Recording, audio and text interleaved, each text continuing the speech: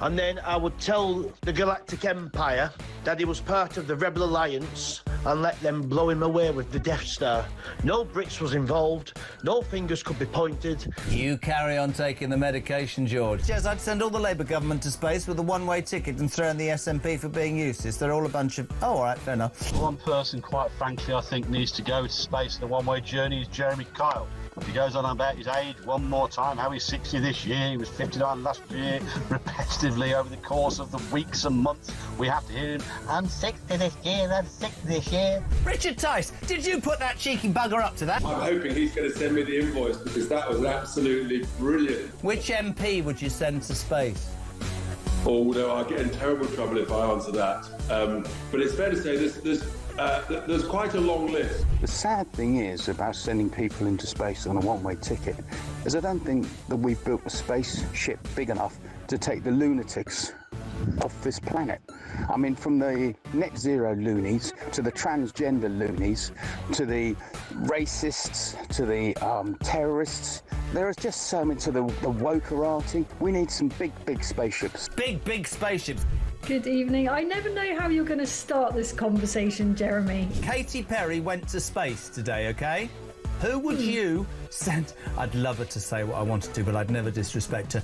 Who would you send to space who could never come back?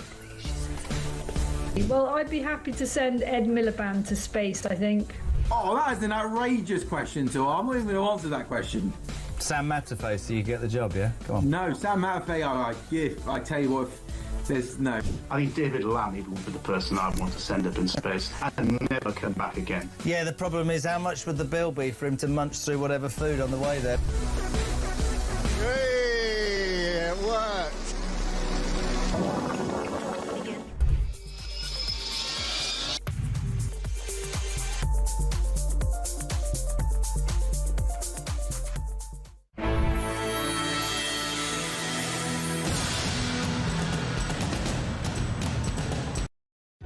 Across the UK, on DAB+, on your smart speaker, on your smart TV, and on your side. This is Talk.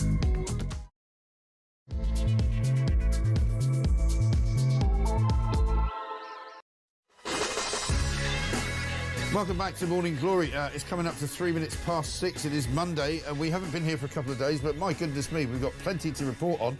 It is now Monday the 9th of June. Incredible. It's actually Whit Monday, believe it or not. For those of you who follow the Christian calendar, I know it's not easy in this country. You don't get much encouragement to do so. I wonder if Keir Starmer will put out anything about Whit Monday. We shall see. But anyway, he's off to Canada at the weekend. Apparently he needs to go and have a chat with that bloke Carney, Mark Carney, who's apparently the only other lefty in the whole G7. We've got a bit of breaking news overnight. Greta Thunberg and 11 other activists have been, shall we say, detained by the IDF, the Israeli Defence Forces. They've been taken to the Israeli port of Ashdod, apparently, where the IDF has been ordered to show the group a video of Hamas horrors from October the 7th, shortly before they are deported.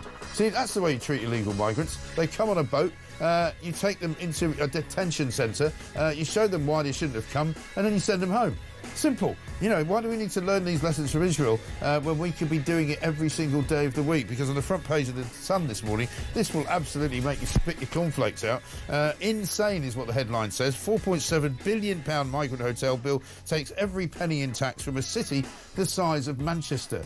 So just think of all the money that is collected from all the people that live in Manchester, and that is how much is spent on migrants, £4.7 billion. And worse than that, on the inside pages, £1 million a week is going on lawyers, and that's on top of the 4.7 billion. Apparently 54.2 million pounds last year went to legal teams seeking to thwart the deportation of asylum seekers who are trying to stay in this country. 45,787 legal aid claims were granted at an average cost of £827 per case. I mean, if that doesn't tell you that everything has gone to hell in a handcart in this country, I don't know what does. And if that wasn't bad enough, front page of the Daily Mail, has got a visa scam that makes a mockery of the Prime Minister's pledge on migration. Basically, corrupt immigration advisors are helping illegal workers dupe the Home Office in a visa scam. The scam basically involves you setting up a company, you telling the Home Office you need to import a load of people from overseas to work there.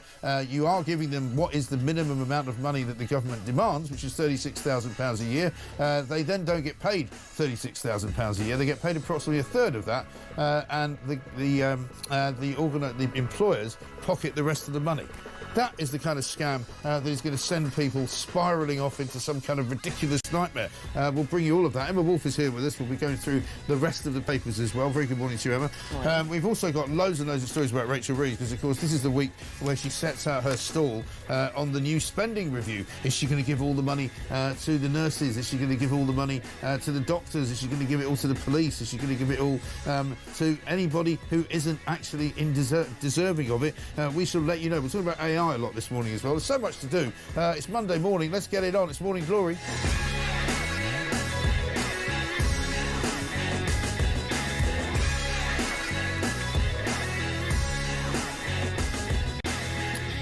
Welcome to Morning Glory. It is Monday. The sun is shining. Apparently by Friday it's going to be hotter than Morocco.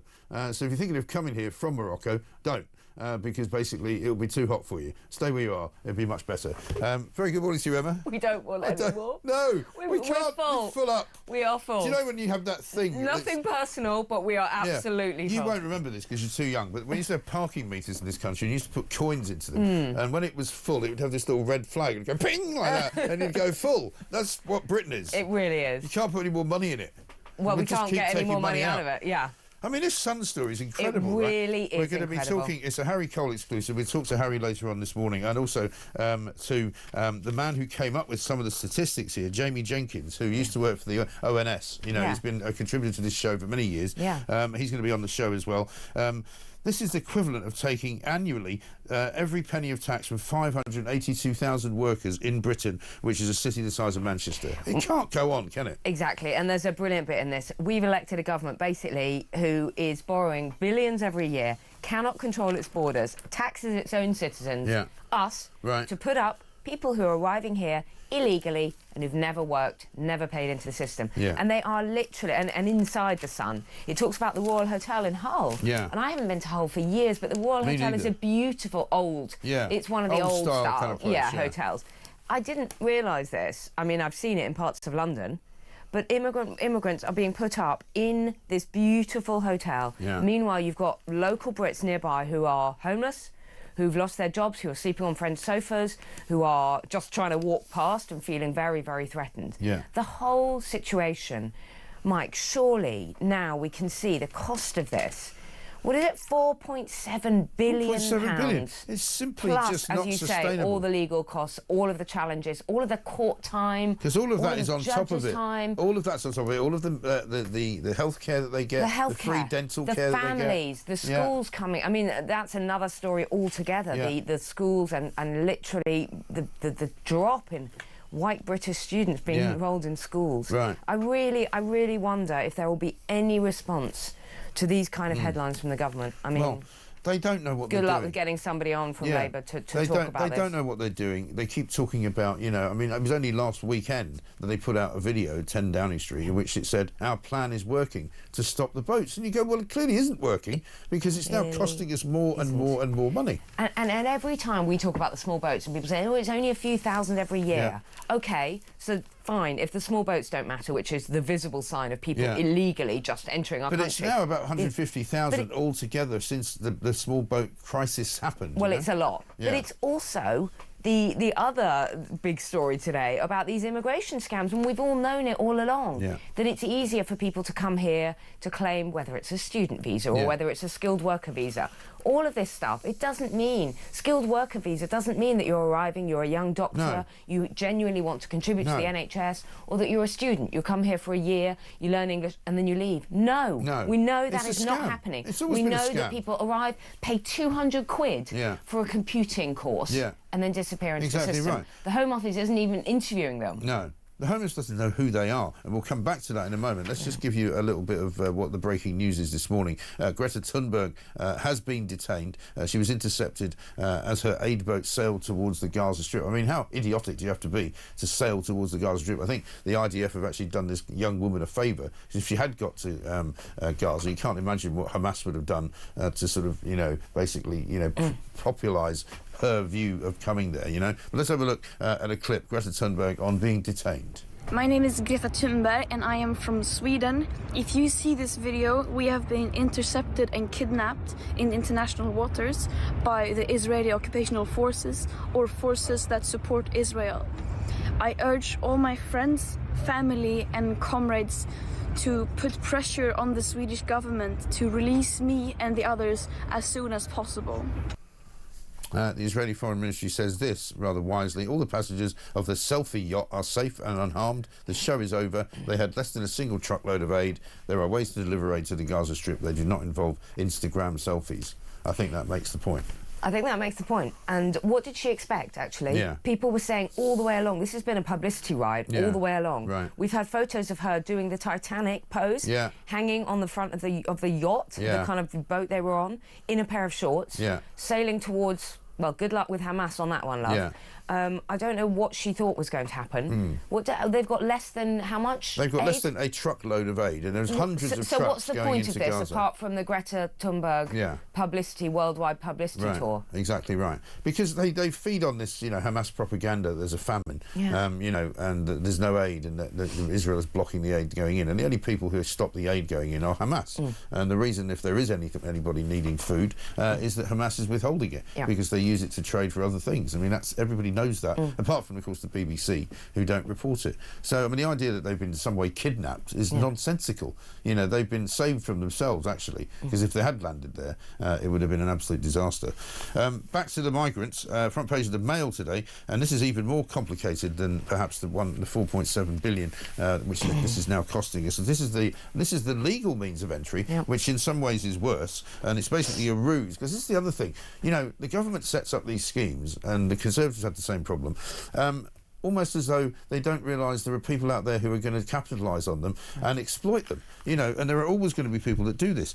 There are illegal, corrupt immigration advisors helping illegal workers dupe the Home Office in a cash for visa scam. They're charging up to $22,000 per person to provide skilled jobs in the UK for underqualified workers. And how it works is you set up a company, you say to the government, basically, we want to employ these people. They're going to make a minimum of $36,000 because that's the government's minimum wage, right? And then they pay the workers a third of that and keep the rest of the money. And we've been talking for months about sort of illegal barbers, where no one goes in, no one goes out. It's clearly an immigration and or cash laundering thing. There are these restaurants, there are these the delivery drivers, there are all sorts of businesses you can set up. The guy who is interviewed, the investigation, a fantastic piece of work done by this guy. I mean, he says, pay me £19,000, I'll handle it all, including the work visa, but there mustn't be a paper trail. And he jokes about, in this interview, he jokes about going to get his hair cut at one of these barbers. He said no one had ever cut anyone's hair in their life, kind of thing. It's literally just a front. I think he himself owns a restaurant or runs a restaurant that isn't really a restaurant. It's just a front, so that you've got a business, so that you are a skilled worker. I mean, we were all told that skilled workers were, as I say, about sort of young doctors and nurses coming here to contribute. They were going to be paying taxes. But they're they not, were going are to be contributing to the system. No, they're not. The one AI specialist, she was a young girl who had a high school education and paid a couple of £100 to do a computing course, AI course, never seen again. No. So she'll be in this country with some kind of visa and basically gone AWOL. It's unbelievable, isn't it? And basically, in order to get these visas, the Home Office has you pay the Home Office a fee. So the Home Office is making money out of it as well. But they're not asking any questions. But they're not asking any questions. No. You don't even get an interview. You fill in the forms correctly. Some guy like this guy, these kind of migration fixers, they do what they need to do. They make sure that you're covered. And then you are, dancing and laughing and presumably then importing your family within within a few months or a year. It's just absolutely crazy. Yeah, I mean, urgent investigations continue, according to Dame Angela Eagle, who is, of course, a Home Office minister. She basically says that we have immediately suspended this particular firm's sponsorship licence. Urgent investigations going on. They risk having their sponsor licence revoked, and sponsored workers complicit in abuse could face their visas being cancelled. Fine, but it's one guy. It's already too late for that. Do you know how many they issued? When they first brought this in, I think it says in 2020, December, in the first 3 years alone, more than 931,000 visas were issued. That's nearly a million people. Nearly a million. Right? And this is happening all over the place. And this is the reason why people are coming here, and they know that we are a soft touch. Yeah. Apparently, the Home Office prediction for how many people would come was 360,000. So 3 times as many people basically came. And it's the international student recruitment. And it's a racket. And you go, well, how can everybody see that it's a racket apart from the government and the Home Office? It's an absolute racket, but I think they know that it's a racket because, you know, I mean, clearly the figures are here. We know that there are people like this all over the country doing this kind of thing. Right. And critics have claimed, it says here, that it could render Sir Keir Starmer's immigration crackdown pointless after he made new restrictions on skilled visas, a major tool in ending the economy's reliance on cheap overseas labour. So that's not going to work then, is it? But there's another story, and I can't find it now in the papers today, this morning, about how the actual delaying the immigration thing is increasing the amount of illegal migrants in this country because they're now here waiting, needing to be accommodated and put up and looked after on the NHS and schools and everything. So, I mean, the whole thing is an absolute joke. This government doesn't have a handle on the most important issue of our times. It really is. Which people care about. It's affecting absolutely everybody. Everything. It's affecting every street in every town public and every service. city. Yeah, absolutely extraordinary stuff. I mean, illegal work finder fees are paid to the foreign staff that are recruited between 19,000 and 22,000 for their new employer, to the new employer for the job and the visa. But basically the guy that's organising it pockets a huge commission on it. And it doesn't need to be this easy. It's not like it's really, really hard. Do you remember, and you've been travelling to America for years, as have I, it is hard when you go into America. It's hard to get in. You need to have your papers in order. You need to have your stuff filled out. You know, you sit on the plane and you make sure you've done everything right, except if you're Prince Harry, you just say whatever you want to. But allegedly, sorry.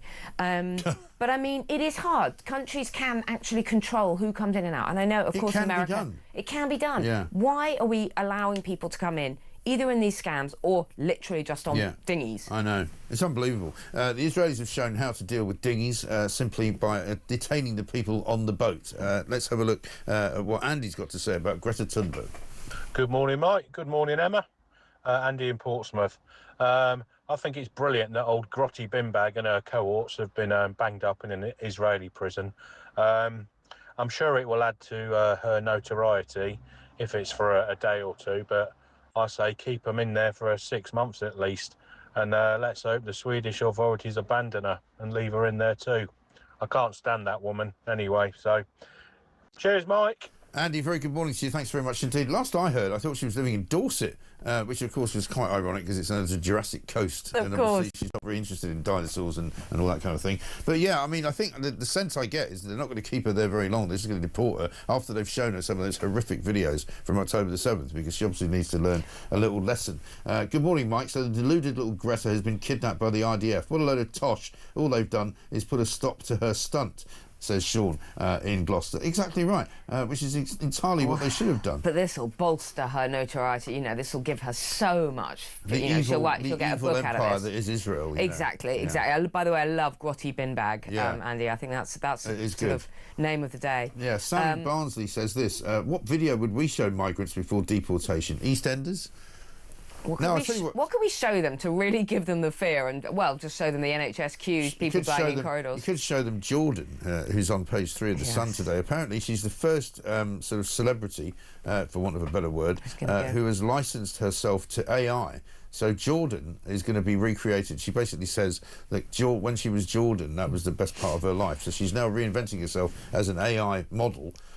who's going to be, I presume, licensed to various companies in America Well, to do God knows what. Well, OnlyFans stuff. She'll be selling herself for £1,000 here, there to lick someone's toes or whatever. I can say this because I'm female and you can't say it, Mike, but Katie Price is in real trouble. I mean, what she's done to herself over the past few years, she looks purely dreadful, doesn't she? from a body dysmorphic mental health perspective, this woman is a terrible car crash about to happen, and I've been saying this for years. It'll happen just like Amy Winehouse, she's very, very unwell. Yeah, she really is. So I think to go back to her, Katie Price, to go back to her Jordan days when she was just a busty model and everyone thought she was absolutely gorgeous, she'll make loads of money on that. But the state she's in at the moment is very alarming. Yeah, it's not good. We've got plenty to do here. It's 19 minutes past 6. Emma Wolf is here. We've got lots of stories, including one that came up at the weekend where a privately school-educated child was apparently refused treatment in an NHS hospital because of the fact that they went to private school. Natasha says this: so children who are privately educated get refused for NHS treatment, but if you're an illegal migrant, you're at the front of the queue. This is utterly mad, and that puts those two stories into perspective, I'm afraid. It's 20 minutes past 6. We'll be back after this.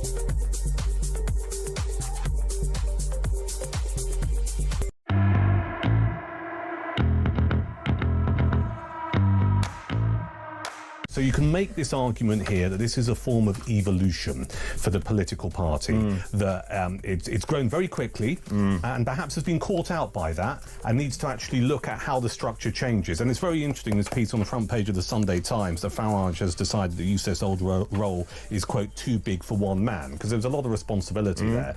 And you can't have, from a management point of view, one person with so much responsibility. It's dangerous, because if they walk, as we saw 48 hours ago.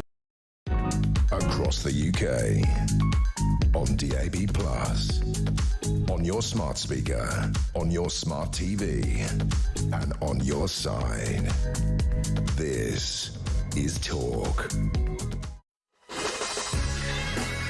Welcome back to Morning Glory, 6:22. I'm Mike Graham with you all the way through, of course, until 10 o'clock. Christina says, hi, Mike. The IDF have saved her life. Silly little girl. Yeah, I think that is absolutely pretty much the good way to sum up the Greta Thunberg case. If you're just joining us, Greta Thunberg has been detained along with 11 other activists from the Ship of Fools, as I'm calling it, the flotilla that was on its way to Gaza. Flotilla of Peace, I think they're calling it. They've been intercepted and they're going to be shown some pretty grisly and ghastly sort of videos from what happened when Hamas attacked that music festival on October the 7th, 2023, and then they're going to be deported, which seems to me the right way round. just be fascinating to know how Greta funds this sort of this lifestyle of just, you know, going around the world telling everybody what they're doing wrong. Yeah, absolutely right. Now, let me point you in the direction of Peter Kyle. Peter Kyle is the AI minister, isn't he? He's the minister for science and technology, I think. And I must admit, he's one of the few people from Labour that has come on my show, and he's relatively sort of sensible in the way that he deals with things. However, he appeared on the various morning rounds yesterday. He was on with Laura Kunsberg. And the first thing she asked him, right, was, what about Elton John calling you a name? Let's have a look at what Elton John called him first. He's no stranger to the odd bit of criticism in this studio, you might remember. I don't know who the tech minister is. What's his name? Peter Kyle. Yeah, well, he's a bit of a moron, sorry. I'm sure that Sir Elton was only teasing. It didn't take you long before you were playing that. The Tech Secretary Peter Kyle is here alongside Chris Philp, the Shadow Home Secretary for the Conservatives. I do have to ask, I just wonder what went through your mind when you heard that. Oh, I'm a profound dyslexic. The first person who called me a moron was a teacher in a classroom when I was a kid, when she was trying to ask me to read Shakespeare. So I've gone through my whole life being called these things. Yeah, so he's sort of gone for the victim card there, hasn't he? A little bit, yeah. Yeah, well, I mean, it's not a bad response. It's not a bad response, that's what I mean. I mean, he's relatively sort of... he would have alienated the entire British public if he'd said, but I think Elton John's a moron as well. Exactly. He's got fake hair or whatever. I mean, what do you say to that? If he had done that. He said something even more ridiculous, though, coming up later on. This is what he had to say about Rachel Reeves. Just bear in mind how Apple turned itself around. When Steve Jobs came back to Apple, they were 90 days from insolvency. That's the kind of situation that we had when we came into office. Now, Steve Jobs turned it around by inventing the iMac, moving to a series of products like the iPod. So he's basically saying Rachel Reeves could turn it round like Steve Jobs. I tweeted out yesterday, he's more like Rachel No Jobs, because she's actually destroying the economy. And hopefully... And they did not inherit an economy that was in the toilet at all. No. Absolute rubbish. They actually inherited an economy which was doing a lot better in July of last year than it is now. And was actually starting to recover, which is why, if only Sunak hadn't made that colossal mistake and, you know, petulant calling a general election. Yeah, I know. Yeah, I mean, things could have been very, very different. The idea of equating Rachel Reeves with Steve Jobs is just absolutely hilarious. It's insane. It is insane. Yeah. She has no business sense. She has no economic nous at all. No.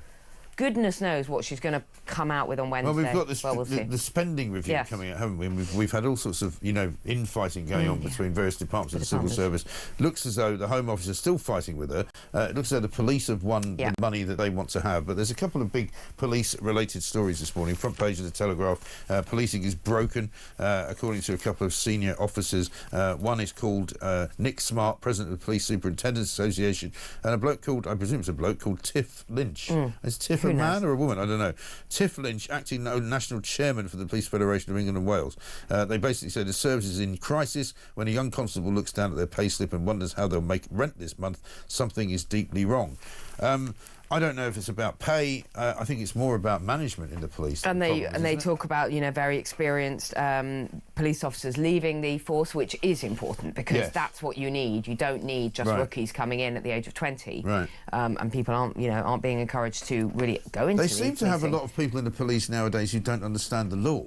No, exactly. You know, because you see all these cases, don't you? There was one at the weekend where a police officer was seen telling somebody that to shout Hamas are rapists is just as bad as shouting that Zionists are racist, or you know. And you just kind of go, well, actually, no, because one of them is factual. One of them, and also one of them is a prescribed terrorist organisation. Yeah.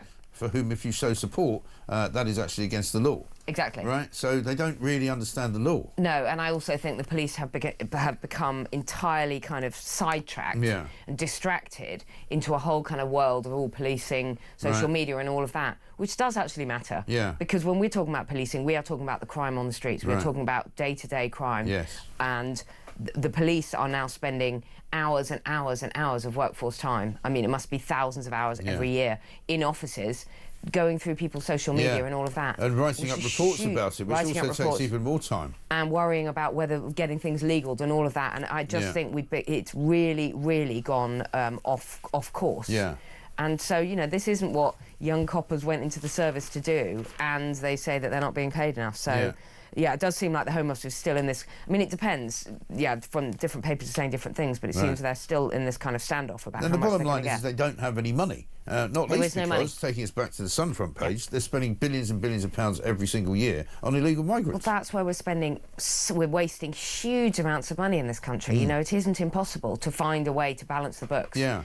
And we have one big problem that they won't admit and they won't address, which is that billions are going out to fund the problem of immigration. Yes. How can they address that? And also the problem of the NHS. Yeah, and also one of the things that that is happening is that and I'm saying this, shouting at the TV last night, because one of the things that nobody talks about is how about saving some money in some of these government departments, instead of actually just, you know, saying, well, we need to spend this on the police and that on migrants and that on housing, and, you know, how do you actually address the fact that there's too many civil servants? I mean, there's a story. Well, there's a story in The Sun about how much is spent on just spin doctors. Yeah, spin That's doctors. not even civil servants. I know. It's absolutely That's ridiculous. the story I'm just looking for. It's near. I think it's nearly a million. Sorry, it's not The Sun, It's is it? 270 million. I think it's in the Mail. 270 million pounds a year on spin doctors, and the sheer number of spin doctors is quite ridiculous. It's quite frightening. I mean, if I could only find it. And that, I'm afraid. Oh, here we go. 270 million on an army of 6,500 spin doctors.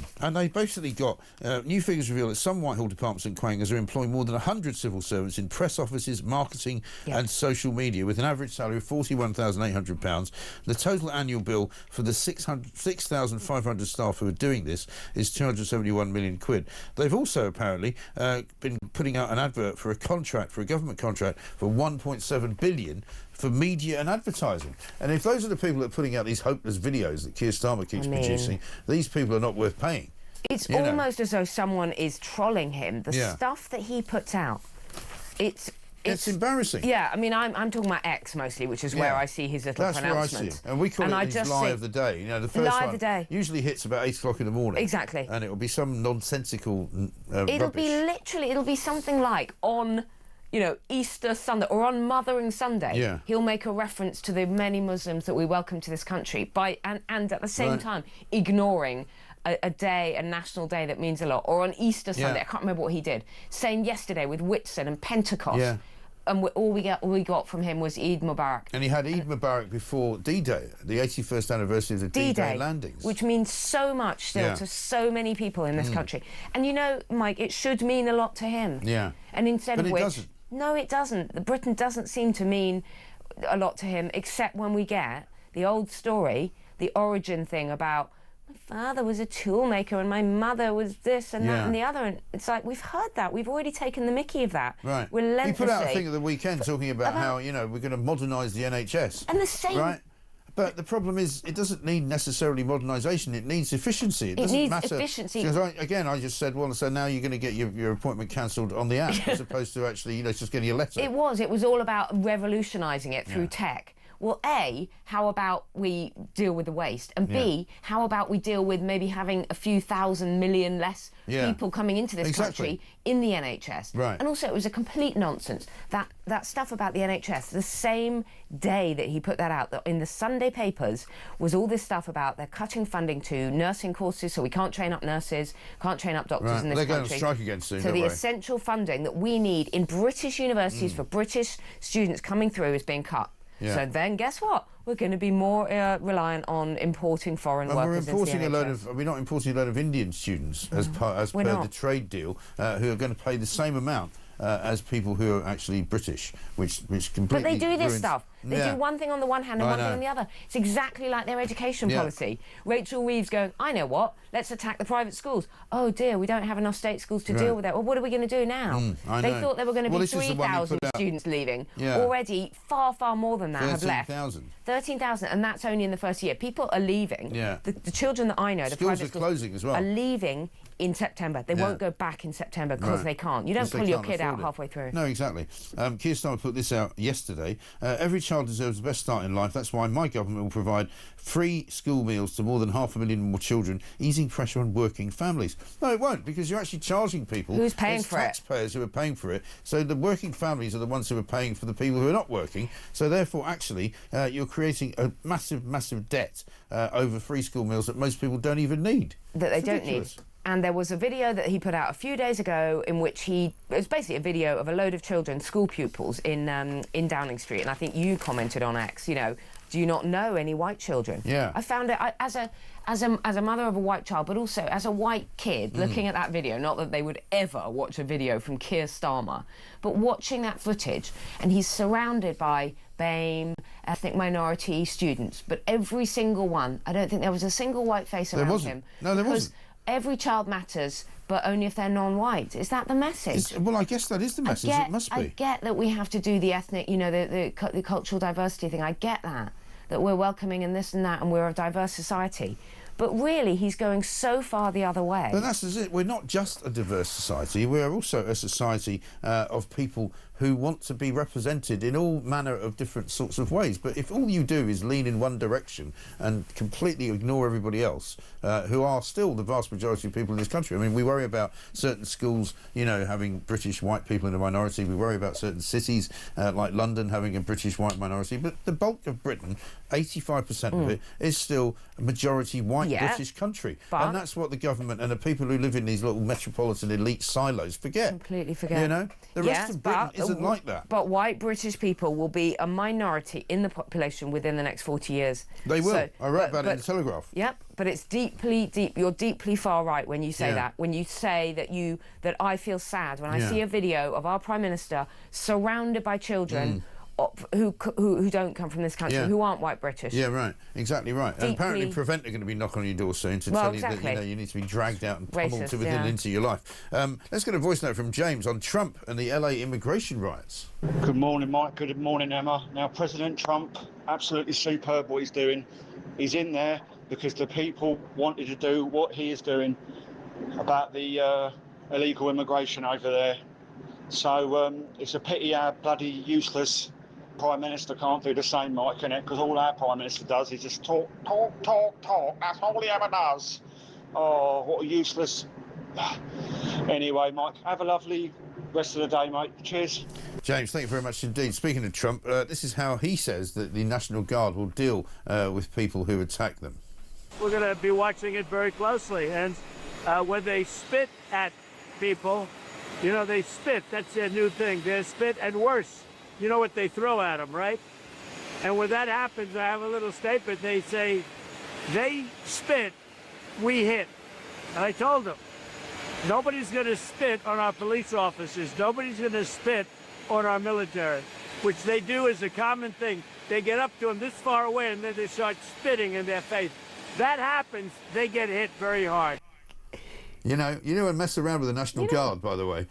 These are not people that can be sort of pushed around. So no, but it may just be spitting, but respect starts from actually starting to observe the law and to be told, no, you can't do that. Right, and all of these riots have kicked off because of the ICE raids, basically, of people who are illegal migrants. They were told. They were told this was going to happen. In the United States of America, illegally, they're going to get sent home. And Gavin Newsom is all up in arms, saying, oh, you know, it's all performative, oh, he doesn't need to do this, and it's not really happening, and he's just trying to cause trouble.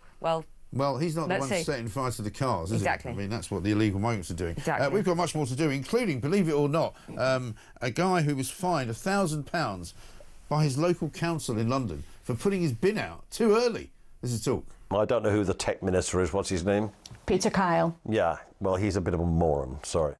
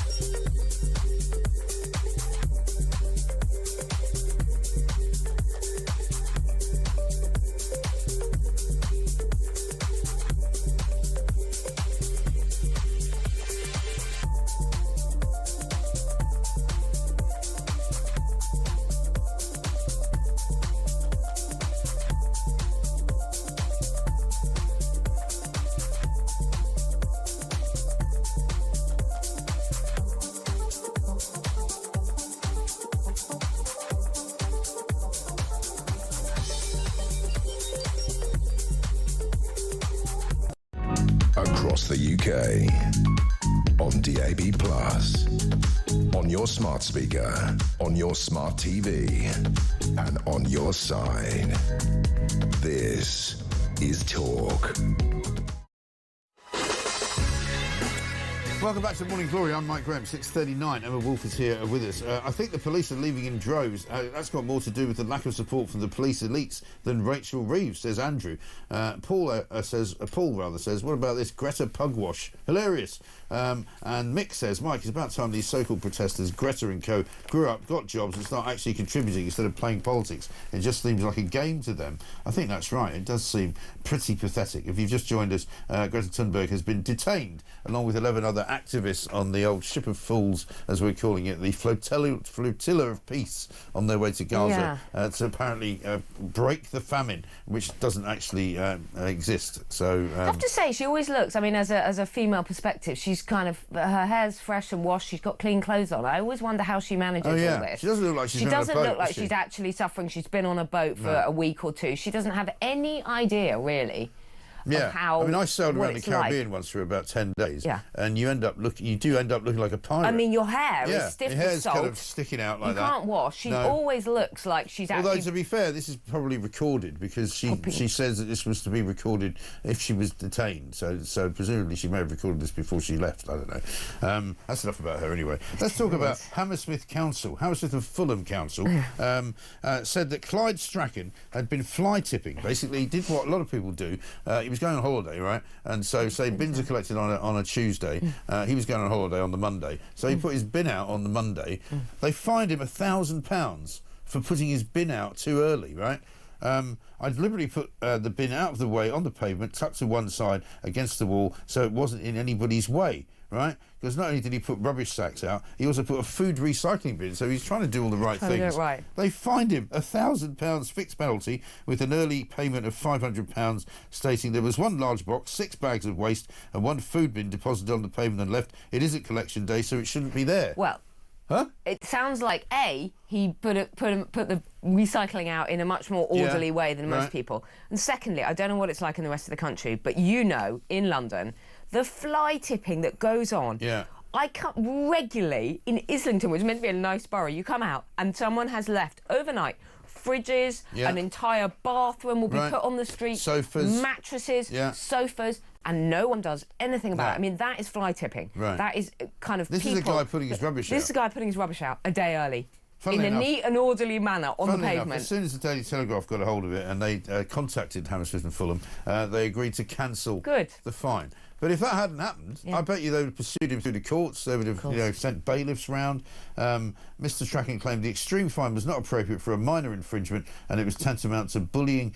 Coercion. It was excessive, completely shocking, and quite unbelievably unfair. It feels like an abuse of their powers. But this is what they're doing now, isn't it? Like this NHS hospital that refused to treat the boy because he went to private school. There is this kind of overreach going on all the time now by the bureaucrats, right? But it is overreach, Mike. But it's worse than that. Someone there is a department. Someone has spent their time, and they should be dealing, presumably, with refuse collection, infringement, and fly tipping, or whatever it's called. Someone has spent their time following up this case, pursuing this man, sending out fixed penalty notices and all of this stuff. No wonder we have an army of civil servants, all kind of overpaid. There's thousands of them. Massive I've got overreach. a great one for you, right? This has happened to me over the weekend.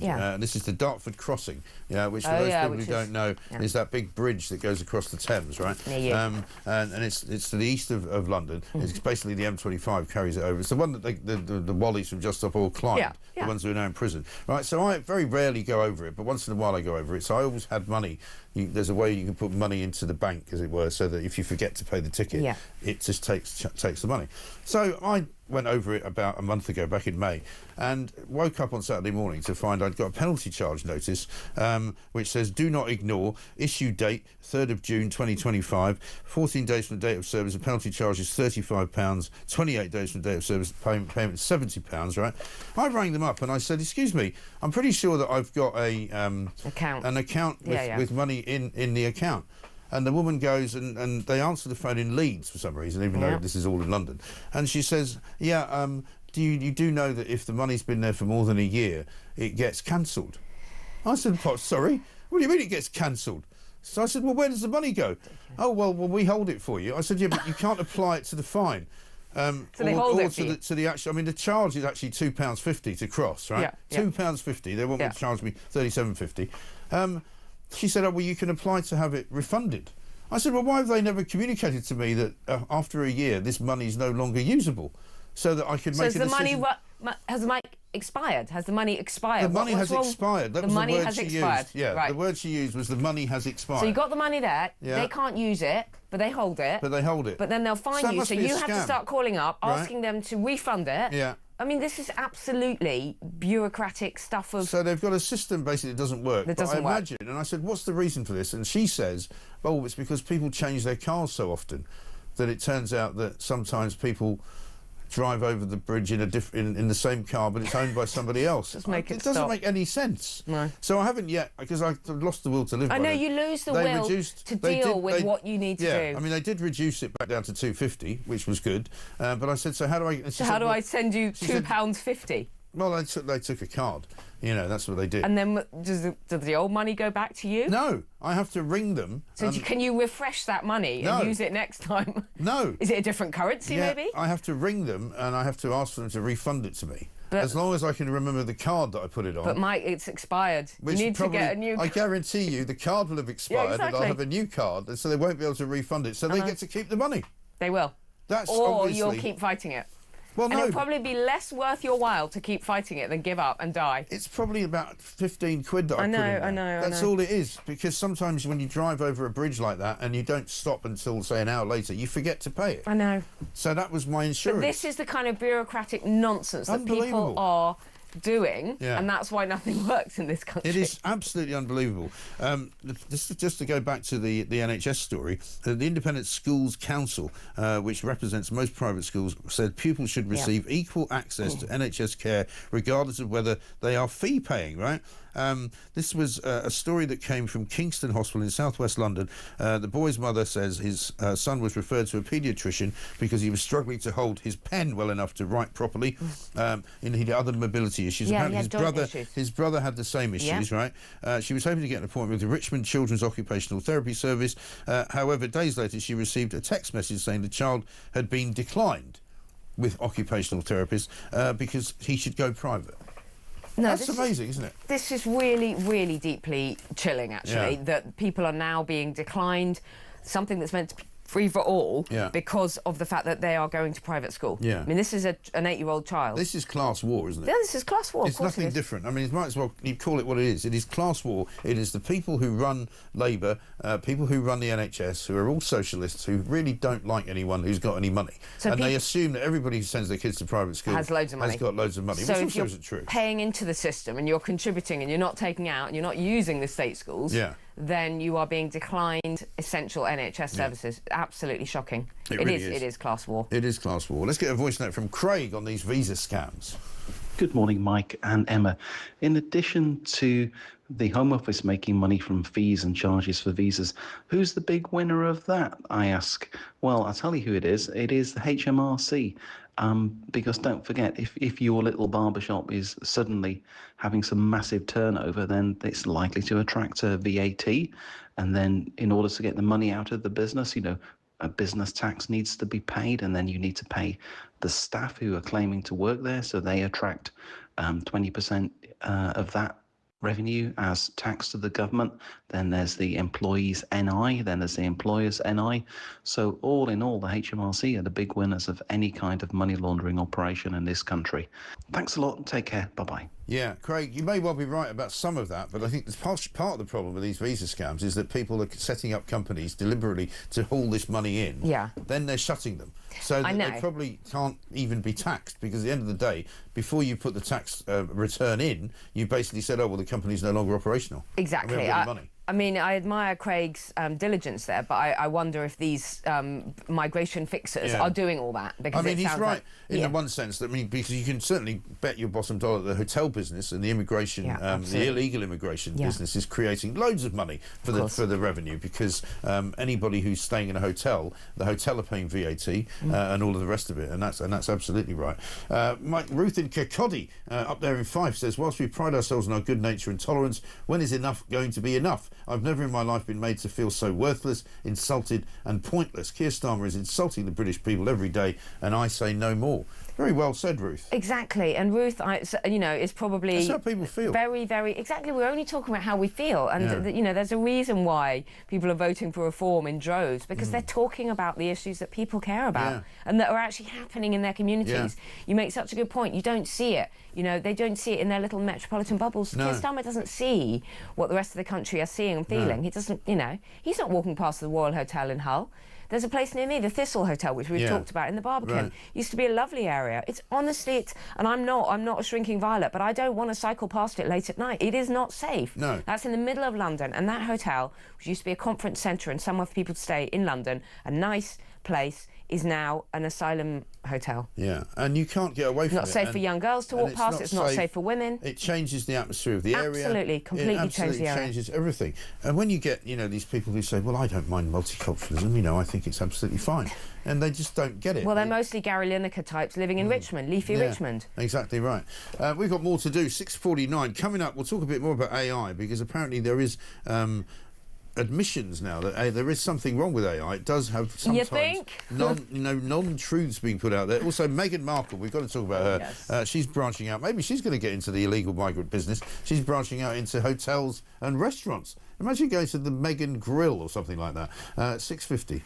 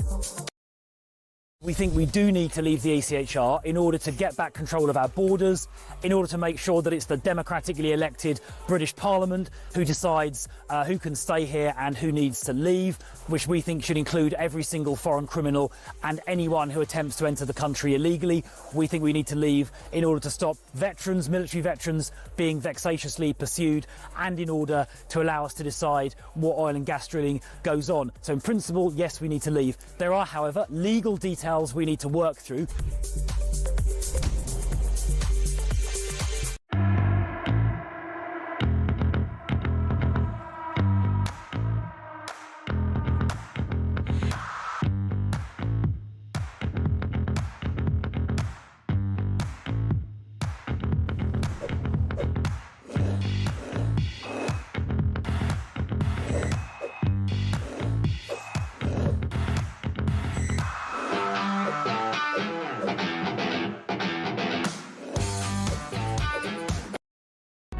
Across the UK, on DAB+, on your smart speaker, on your smart TV, and on your side.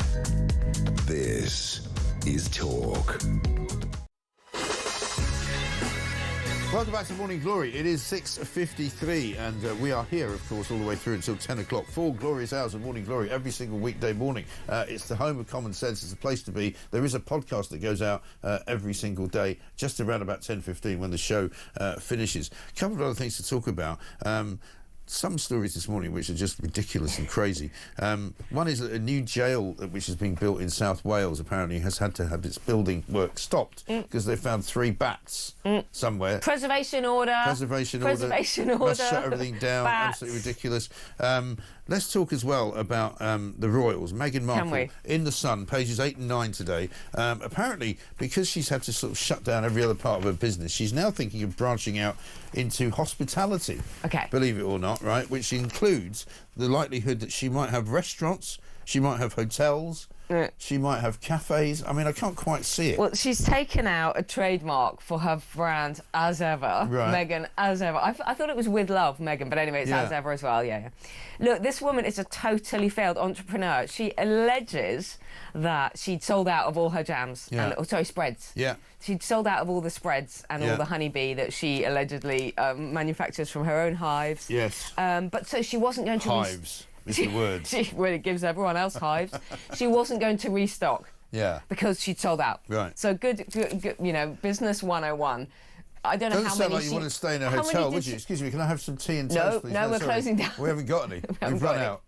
Right, so A, how many did she actually make? Because all I know is that she sent out these jars to celebrity friends and they all had to take a selfie holding up a spread. Right. A spread saying, oh, I got these lovely spreads from Now, Meghan. I'm surprised you haven't updated me on the fact that on her as ever page on Instagram, apparently on Saturday, she posted a new picture of herself running through the sea in a white dress. Running through the sea. It was captured, so excited for all the good to come. All the good to come, very vague there. So she's basically giving herself the option of opening up a load of hotels. Can you imagine wanting to stay anywhere near or with this woman or this having her anything Maybe to do... what she does if you stay there is you get sent a really angry email at 5 o'clock in the morning to tell you to get up and get out. Get up, because get that's up. her trademark, isn't it? There's been a weird sort of ructions in the Sussex household, hasn't there, over the last week? There's suddenly all these photos. As for the video last week of the twerking in Labour, I haven't even ranted about it on X. Yeah. I'm so shocked. It was so... I am. I genuinely... A woman in Labour, A, that's an incredibly kind of sacred moment. Yeah. B, as a royal. C... You know, it's so trailer park trashy to be grinding and twerking, whatever this twerking means, but the down low thing, in Labour with Prince Harry in a Labour ward. No, don't show it. Don't show it. For people watching television, it's horrible. Yeah.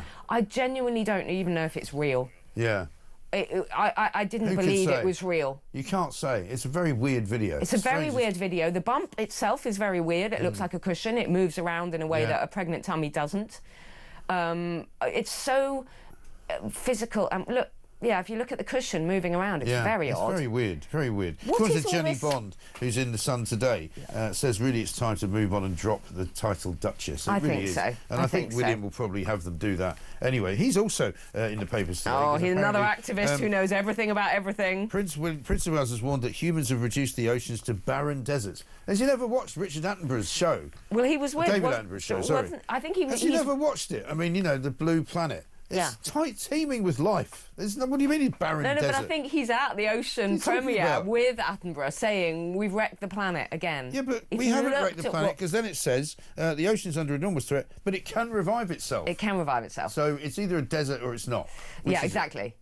Well, I mean, and of course he has to fly somewhere quite far away to wreck the planet to tell us this. He can't do it by Zoom or anything. It's a bit like Prince Harry flying to... Where did he fly to the other day? Shanghai. Yeah, he was in it. From California. Yeah, William's in Monaco. There you go. Which, of course, has got nothing to do with, wrecking the oceans, has it? In the Grimaldi Forum. But don't worry, he was wearing a navy suit with a recyclable, sustainable tie from Wilmot. Oh, give me a break. He was wearing a recyclable tie. Well, most of us call that a tie. That's a tie. But you wear more than once. This is Have you recycled that? I could recycle this and, put it around somebody's neck and strangle them with it if I wanted to. But no. I mean, bless Prince William. He is doing his best and he does care about the planet. Yeah. But they're so divorced from reality, all of them. Yeah, absolutely right. Let's just go back to AI, though, because talking of, the man accused by Elton John of being a moron.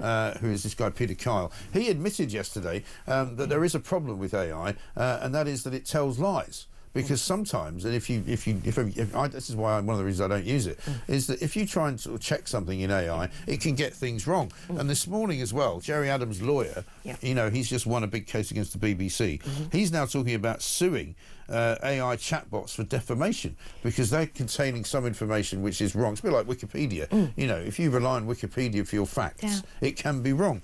And this guy's now saying that he's building a test case against Meta that could trigger a flurry of lawsuits against various different chatbots on Facebook and Instagram. Honestly, I think we're opening up a whole world of trouble and pain with all this AI nonsense. Why can't we use AI to do the jobs like cleaning the streets and the kind of stuff that people don't really want to do, and leave creative industries, the information industry, all of the kind of brain work and intelligence to human beings?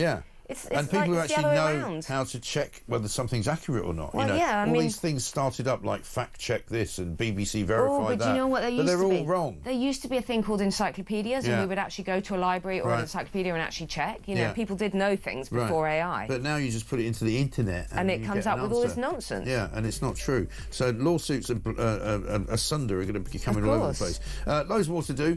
We've got, of course, 3 more hours to do it. In Emma Ball, thank you very much indeed. Good to see you. Keep those texts coming. Keep your voice notes coming as well. 0344 499 1000 is the number. And I've got more stories for you of daring do from the papers.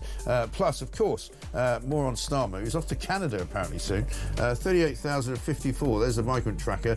4.7 billion a year. Brilliant. Congratulations, Keir.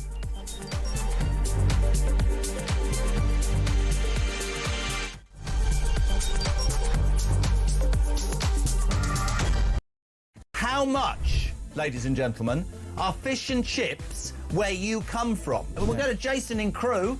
Jason from Crewe, fish, chips and peas, £7.50. The best chippy in England. Janice in Leeds, go. Regarding fish and chips in Leeds, it's between £9.50 and £12.75. Whitby, how much is fish and chips? 3 of us, fish, chips, peas, I think one of us curry sauce, 3 cans of pop, just short of 70 quid. £70? That's 23 quid a head, man. Even my maths does that. Very quickly, a voice note. Campbell in Scotland, go. Up here in Banff in the northeast of Scotland, we can get a fillet and a half of haddock with a regular chips for £8 and 10 pence, and it's by far and away one of the best chippies I've ever had. Kenneth in Surrey, fish and chips, go.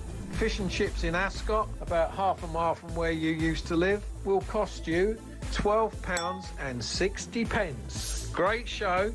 Keep up the good work. That's why I moved, because you were living there. When was the last time you had fish and chips? Couple of weeks ago. How much? Where'd you get it from? I think it was about 40 quid. It was it was in the Ivy. Honestly, you really are. For any of you think he's a man of the people, I nearly said you're a... Keeping it real.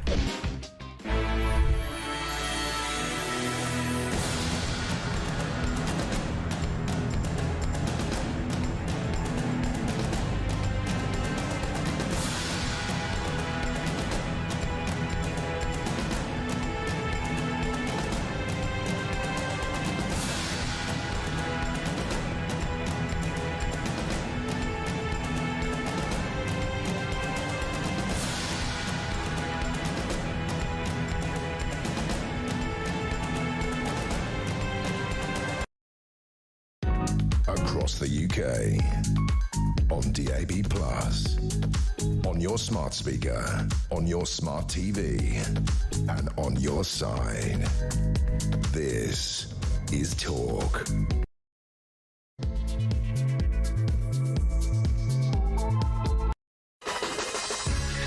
Welcome back to Morning Glory. It's coming up to 3 minutes past 7. I'm Mike Graham with you all the way through, of course, until 10 o'clock. Dan from Kent says, morning, Mike. I really hope the Israelis take Greta Thunberg and her moronic friends to meet the families of the ones slaughtered or kidnapped on October the 7th before sending them on their way. What a bunch of self-absorbed, entitled idiots. For those of you just joining us, Greta Thunberg has been detained, along with 11 other activists, basically, apparently trying to get into Gaza with about what it's the equivalent of 1 truckload of aid, which of course would be a mere drop in the ocean, if you pardon the phrase. Hear what Greta Thunberg's message is this morning. My name is Greta Thunberg and I am from Sweden. If you see this video, we have been intercepted and kidnapped in international waters by the Israeli occupational forces or forces that support Israel. I urge all my friends, family and comrades to put pressure on the Swedish government to release me and the others as soon as possible.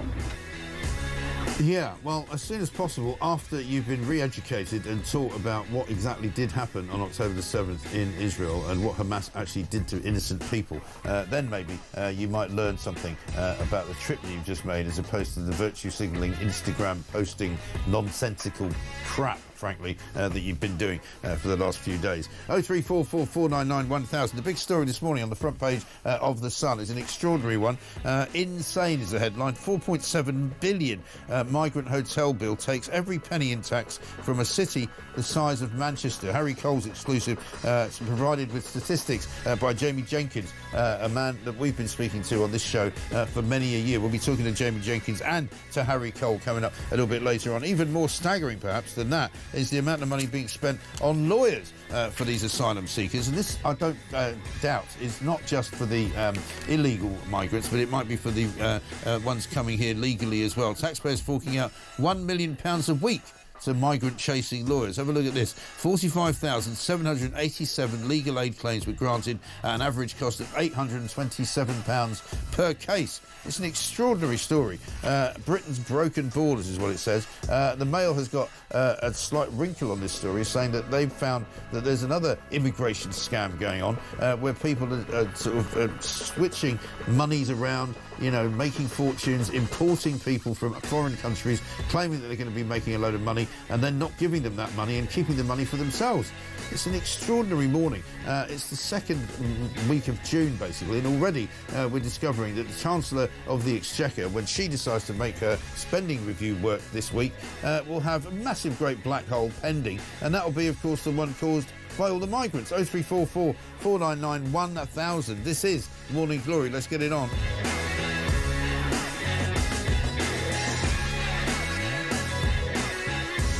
Margaret says this. Morning, Mike. Starmer should be replaced ASAP. How can he not tweet about D-Day but tweet about Eid? He is a waste of space, gone by Christmas. Fingers crossed. Well, he did eventually tweet about D-Day, but it was about halfway through the day, and it was long after he tweeted about Eid, which had come sometime before that.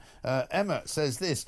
Morning, quick question. Why no mention of ICE and the riots in America? Would love to hear your opinions. Yeah, well, we have spoken about it. We showed some pictures of the burning parts of Los Angeles down by South Central, which is where most of it is happening, the Hispanic communities where the ICE raids have gone in. And, of course, we've been playing you what Donald Trump had to say about it as well. We'll come back to that and we'll do it some more. Obviously we will. First though, let's talk to Will Kingston, political commentator, host of the Fire at Will podcast. Morning, Will. G'day, Mike. How are you? Yeah, good. Very well indeed. Astonishing story on the front page of The Sun this morning. The numbers of sheer amounts of money being spent. 582,000 workers would pay the same amount of tax as £4.7 billion. So basically, The Sun have worked out that a city the size of Manchester is basically providing in tax the money that we're spending on migrant hotel bills. £4.7 billion. Doesn't even include the legal fees, doesn't even include the medical costs, doesn't even include, you know, all the various, you know, assistance and service that these people get. This is simply the hotel bill. Mike, it is shocking. I spoke to Tony Abbott a couple of weeks ago. Tony was the Prime Minister of Australia, who stopped the boat successfully. And he said, as part of his policy to stop the boats, is harshness, unfortunately, is the point. Yeah. You have to be harsh to create a disincentive to come. I don't understand. Maybe you can help me. I just do not understand why the first action of this government, if they're saying that they actually do want to smash the gangs, is to move these people from hotels, cushy hotels, to detention centres. They may not be able to get to offshore detention centres, but I just don't understand why you would not put them in detention centres in the UK immediately. Right. Why are they not doing it? I know. It seems incredible, doesn't it, that they won't even consider doing it. I mean, we've got a place called Manston, which is where some of them are taken. It's an old airfield just off the coast, or just in by the Kent coast there, not far from Dover. And it's a sort of a holding place where they can sometimes take people. But it's not a detention centre, you know. It's a place where people are taken, but it's not like, you know, they're under lock and key. We should have loads of these places. We should have, you know, you should be instantly put in a detention centre until such time as your asylum claim is either, you know, accepted or rejected. And if it's rejected, then you should be deported. Simple as that, really. Well, there are legal ways to seek asylum and illegal ways. It is illegal to seek asylum by getting on a dinghy, going over the channel and trying to get into the UK that way. There are plenty of legal channels by which you can seek asylum to the United Kingdom. So we've got to remember that. We've got to remember that, A, 80 to 90% of them are economic migrants anyway. Yeah, of course. They're coming from France. They were perfectly safe at Calais. And B, if they've decided to take this route to the UK and stepped over people who have decided to go via the legal means to seek asylum, then they are really jumping the queue. And by the way, it is fighting age men jumping the queue over women and children. And I think, to be honest, that is morally abhorrent. Yeah, absolutely right. And everybody can see it, you know, from the number of people driving around on mopeds delivering food to, you know, the people hanging around on the streets to, you know, the fighting that's going on. I mean, I reported on this some weeks ago that there was a group of two different groups of Eritreans fighting on the streets of Sheffield, right? Because one of them was pro the Eritrean government and somebody else and the other group wasn't. And you're kind of going, well, why are they fighting in Sheffield? What are they doing here? You know, America has just banned people from 12 countries under Donald Trump's regime, right? He's basically said Eritreans, Sudan, the Republic of Congo, Afghanistan, Iran, you know, a whole bunch of countries, many of whom have asylum seekers coming here from there, have just been banned from entering America. Why don't we just do that? Yeah, well, we should. This is the thing. We know that someone from Eritrea or Somalia are statistically infinitely more likely to commit crimes than someone from a country that has comparable values to the United Kingdom. I genuinely don't understand why we are shooting ourselves in the foot in this way. Well, I do understand. It is that self-flagellating instinct that so many Western countries now have and that this Labor government is the worst example of. But the fact is, I think we now need to seriously consider a policy where we do not take anyone from a country which is significantly statistically more likely to commit violence towards women or to commit crimes of any nature. To me, that just is common sense. Yeah, I think absolutely right. And people are getting more and more fed up, you know, because even, you know, reasonable people have a breaking point. And when reasonable people see that people are being treated unfairly, people that live in this country and have paid their taxes for years and years, can't get access to a doctor, can't get access to a hospital, can't get seen in an A&E department, and yet these people get fast-tracked. As soon as they come into the country, they can access doctors, they can access dentists, they're given priority when they go to A&E departments. It's absolutely staggering, isn't it? Yeah, I really struggle to comprehend it. I think our political class have forgotten that your first responsibility as an elected official is to represent the people who voted for you. You see these sorts of kind of greeny activists who are continuously talking about Gaza or continuously talking about things happening on the other side of the world, and you realise that, to be honest, actually sorting out the UK is hard and it's a bit boring. Like, tax policy is boring, like economics is boring.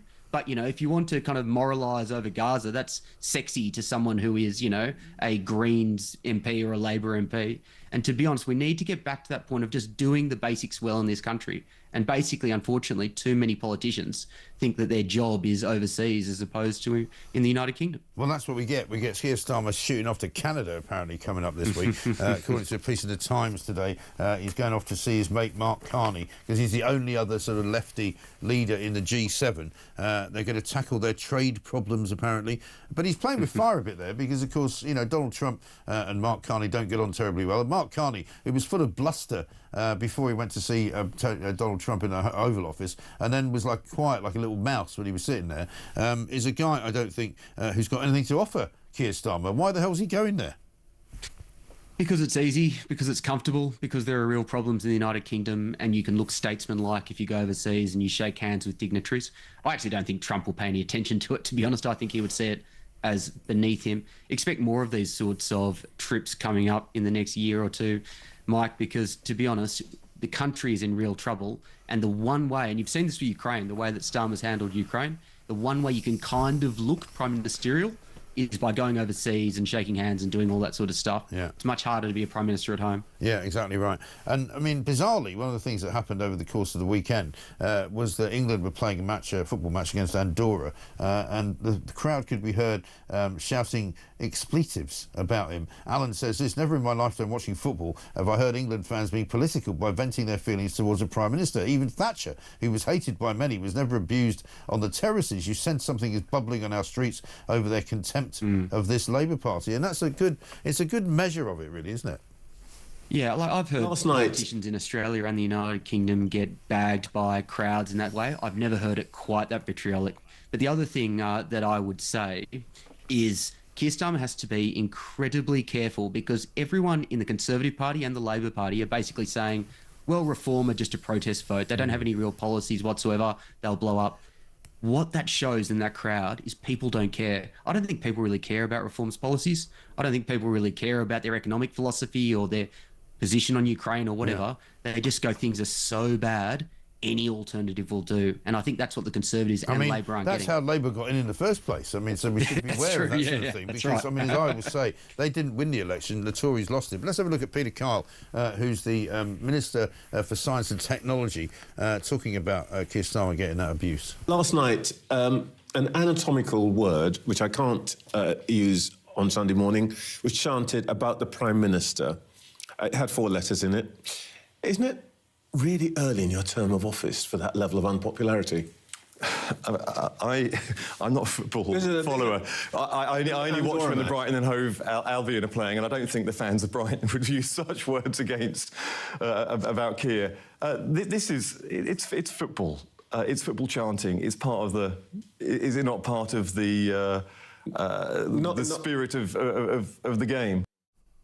Well, I wouldn't have thought so. No. It's not normally what they do, is it? They don't normally start shouting that word about the Prime Minister. In fact, they've never done it, as far as I know. But also, how politically inept can you be as a UK politician to start that sentence with, I'm not a football follower? Like, you at least have to pretend that you follow a team and you do that. Like, these guys just aren't particularly good at politics. Let's face the facts. And yeah, it points to a seething anger in this country, which is very obvious to everyone on the street. Yeah. And just going back to reform for a moment, what did you make of the shenanigans over the weekend and the last few days? Because obviously, you know, I think when we were around, I think it was last Thursday, wasn't it? That Yusuf basically resigned and said he didn't want to be chairman anymore. He seemed to have had a bit of a spat with Sarah Pochin. And then 2 days later, he's got an interview in the Sunday Times saying, I'm back. You know, I was really, really tired, and so I had to resign, but now I'm going to come back and do something else. Yeah, 2 things. Number one, the operations are obviously very messy if that sort of stuff is happening. And you can probably expect that to start up political party. I think the deeper issue is the issue of Islam will continue to be a dividing line in that party through to the next election. Obviously, that was the issue that broke that initially. 90% of the base, I would suggest, would not think that Islam is compatible with Western liberal democracy. Maybe 80%. Maybe 80%. And yet at the same time, you now have it. No, I think you were probably right the first time. I think it probably is 90%. I think also an awful lot of people who want reform to be successful are not that bothered by the internal machinations of what goes on between the personalities. Yeah, that's right. And I think people are done with this incorrect assumption that just if you have legitimate concerns about the compatibility of Islam with Western liberal democracy, you're somehow racist. I think people are past that now. And I think that the look of having Zia Yusuf as chairman riled a lot of people up. I think he's now gone back into a back office role that's probably politically intelligent, but it's going to continue to be a dividing line in that party. Yeah, I think so. Will, good to talk to you. Thanks very much indeed. Will Kingston, political commentator, host of the Fire at Will podcast. Coming up, Richard Tyson's going to be here, so we can ask him that same question. Graham in Wales on the subject of refusing treatment to a private school-educated child. Refusing treatment because of a child's education status is as low as they go. Whilst I know people totally depend on their services, I'm afraid it's not fit for purpose anymore. It needs totally dispensing and disbanding and a new system in place to treat people who need it. In its current state, it's just rinsing us for money for no return. Well, we hear this morning that the nurses' pallet begins today for yet another nurses' strike. And if there is another nurses' strike, once again, Keir Starmer and Wes Streeting will have to put their hands in their pockets and go, OK, well, we said we'd give you the money last time, so now we're going to give you more money this time. It's absolutely unsustainable. The junior doctors are saying they want 50%. And they don't want to be called junior doctors anymore either. They want to be called residential doctors. You know, these people have got an overinflated opinion of themselves. And yes, the NHS is a very necessary and worthwhile organisation, but only if it runs properly and does what it says on the tin. If you can't get to see a doctor, it's not working. If you can't get your operation organised, it's not working. If your operations keep getting cancelled, it's not working. If you can't get to see a GP, it's not working. If you can't get into A&E without waiting for about 5 hours, it's not working. How many times do you have to tell people it's not working? Keir Starmer's busy convincing himself that they're fixing the NHS. They're going to put it into a more modern state. They're going to give you an app to work with. It's still not working, you plonker. Rodney! 18 minutes past 7.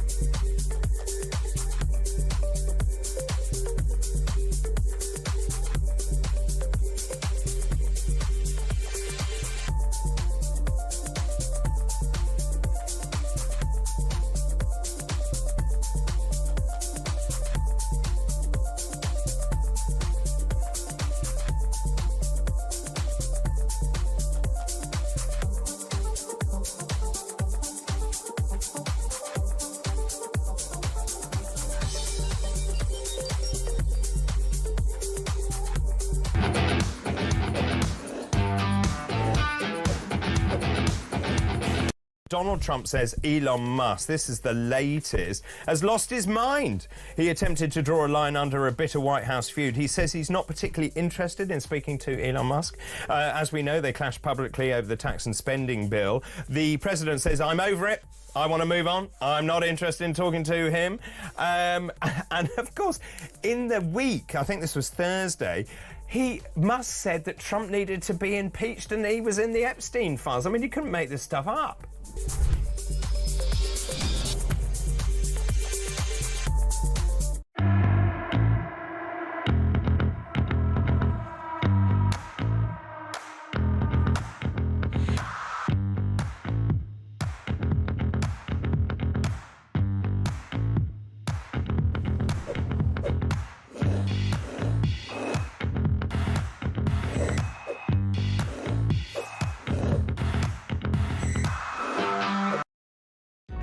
Across the UK, on DAB+, on your smart speaker, on your smart TV, and on your side.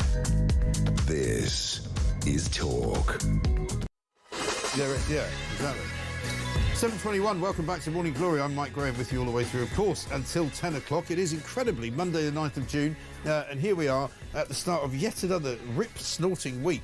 Richard Tyson's here. Very good morning to you, Richard. Very good morning to you. And what about the Sun's front page? Incredible, insane is what it says. £4.7 billion migrant hotel bill takes every penny in tax from a city the size of Manchester. And worse than that, to me, is the legal bill. Have you seen this? Apparently last year, between March and December alone, 45,787 legal aid claims were granted at an average cost of £827 per case. That's £1 million a week. What are we going to do? Well, we sort of, in a sense, we've known in our guts, and there have been various stories come out exposing the costs of this asylum seeker madness. But what is also, I mean, the whole thing is so shocking. Obviously, many of those have come across on the boats. Yeah. And, but then also lots of people are claiming asylum having come here supposedly legally. Yes. In order to do, for example, a degree. So you've got lots of, I think, people from primarily Bangladesh, some from Pakistan, which is, which is a safe Commonwealth country, coming over on a study visa. They pay a deposit for their student degree, and then the moment they get here, they claim asylum, and all of a sudden they are entitled to all of these benefits. And we learned, I think, a few months ago that many of these people who have come legally and then claim asylum are then put up in asylum hotels. And they get the same treatment. Because you automatically get the same beneficial treatment. So this is sort of part of the new scam that's being exposed. Yeah. And this stuff is not that difficult to stop. You just have to make it very clear that everybody is processed and everybody is rejected. Yeah. You can't come here on a legal visa and then claim asylum. No. Absolutely not. And surely you could introduce a provision of the visa which would say that if you overstay the visa, you will be deported. If you try to apply for asylum as a result of coming here on a visa, you will be deported. Completely. You know, why can't you just make those rules? This stuff is not rocket science. It's what most other sensible countries do.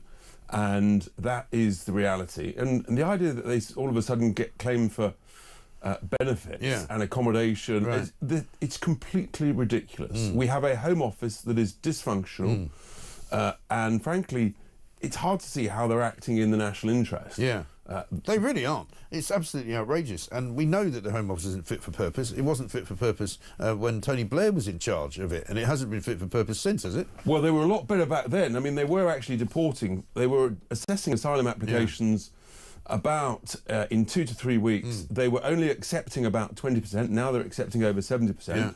And they were removing people after an appeal within 3 or 4 weeks. They were removing 40 to 45,000 people a year. So I think they were a lot better than we are today. But that was when John Reid said it wasn't fit for purpose, so God knows what he'd make of it now. I mean, for heaven's sake, because not only is it just the state of the immigration problems that we've got, but they've got the police who are asking for more money. The Telegraph today's got a story from the top police officers saying the police service is broken, we can't manage anything, it's in crisis, people aren't getting paid enough, the morale is down the toilet. You know, there is so much wrong with this country at the moment. Yeah, the police issue is to do with the leadership. The leadership of the police is woke, it's in the wrong direction, they're chasing the wrong things. And then you've got organisations like the College of Policing, the Independent Office of Police Conduct, the IPC. I mean, these quangos, these entities are basically, they've gone down the woke plug hole, and they are not fit for purpose, and they are creating a crisis of confidence within the police. And at the end of the day, frontline police officers, they can only rely on what they're told to do by their bosses. And it's the leadership that I think is failing. Yeah, I think there's no question about that. But again, they keep saying they're going to fix that, and they keep not fixing it. And it just seems to go from bad to worse. You know, that's why you need a reform government. Well, indeed. I'm going to come to reform in a minute.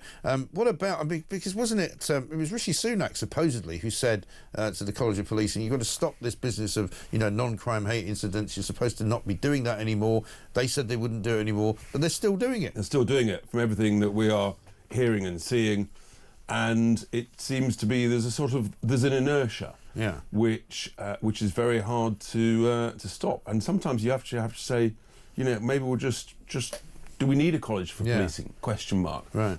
From everything I've seen and heard, maybe not. Yeah, absolutely right. I see you were on Laura Kunzberg's show yesterday. Yes, I was on the media round yesterday morning, primarily talking about my letter to the Governor of the Bank of England, where I say very clearly our view that essentially the Bank of England is voluntarily wasting tens of billions of taxpayer cash every year, unnecessarily paying interest on all the printed money, and now unnecessarily doing a process called quantitative tightening, when completely negligently it's selling this printed money back into the market at a vast loss, triggering losses for the taxpayer, and that in itself is leading to the cost of government debt being about 0.5%. So is this the opposite of quantitative easing then? Exactly. So you've got quantitative easing when you print it, and then when you regret printing it, you should just sort of let it just drift away. But instead, no, they then say, no, we've got a good idea. We'll sell it back into the market, triggering a huge loss, and that then drives up the overall cost of government debt. I mean, it's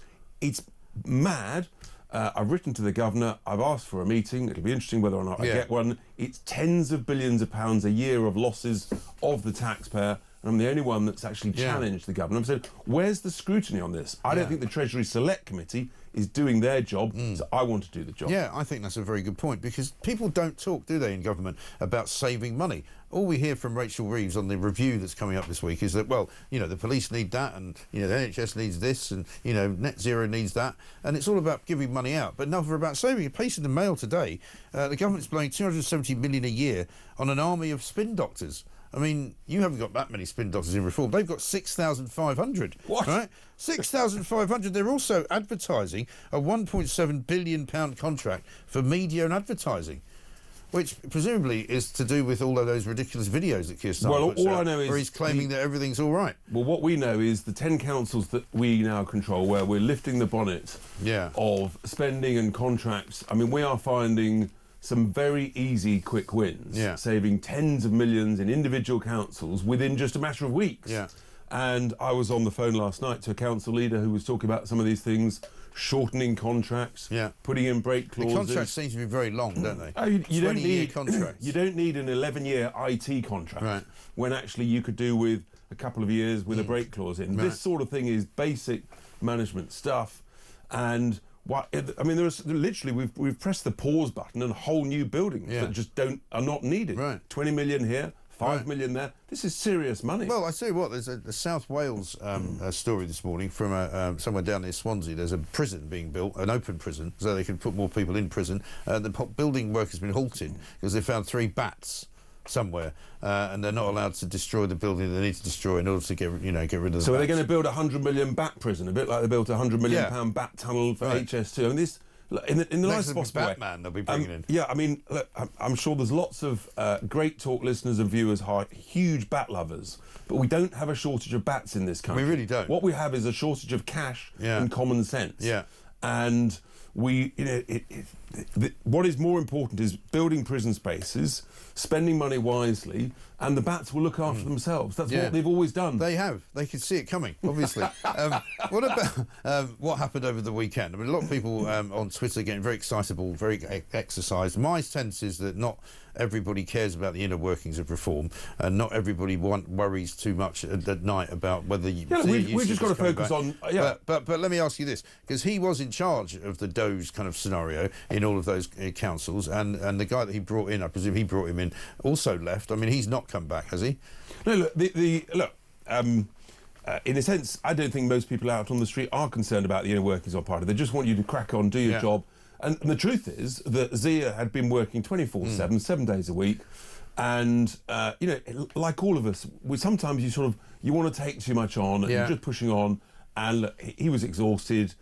He regrets, his tweet. But in a sense, as you grow much bigger, you say, well, what should I do? And so what Nigel's agreed with Zia is that he will focus on Doge. It is so vital. So he'll continue to look at the councils. He was going to focus almost exclusively on Doge. It is such a big opportunity to save money, to prove we can do it in these councils.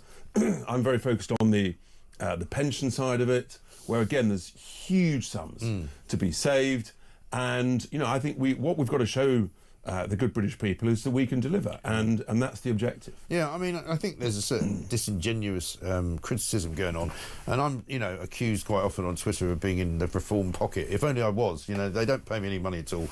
You can admit it now if you like. But the point is that people looking at the way the Labour Party's been run, the Conservative Party, how many leaders have they had? How much infighting is going on right now? I think there's talk now of the Labour Party rowing back on the PIP benefits cut because of the backbench revolt. Yeah, I mean, I think the Tory Party have had 7 chairmen in the last 3 or 4 years.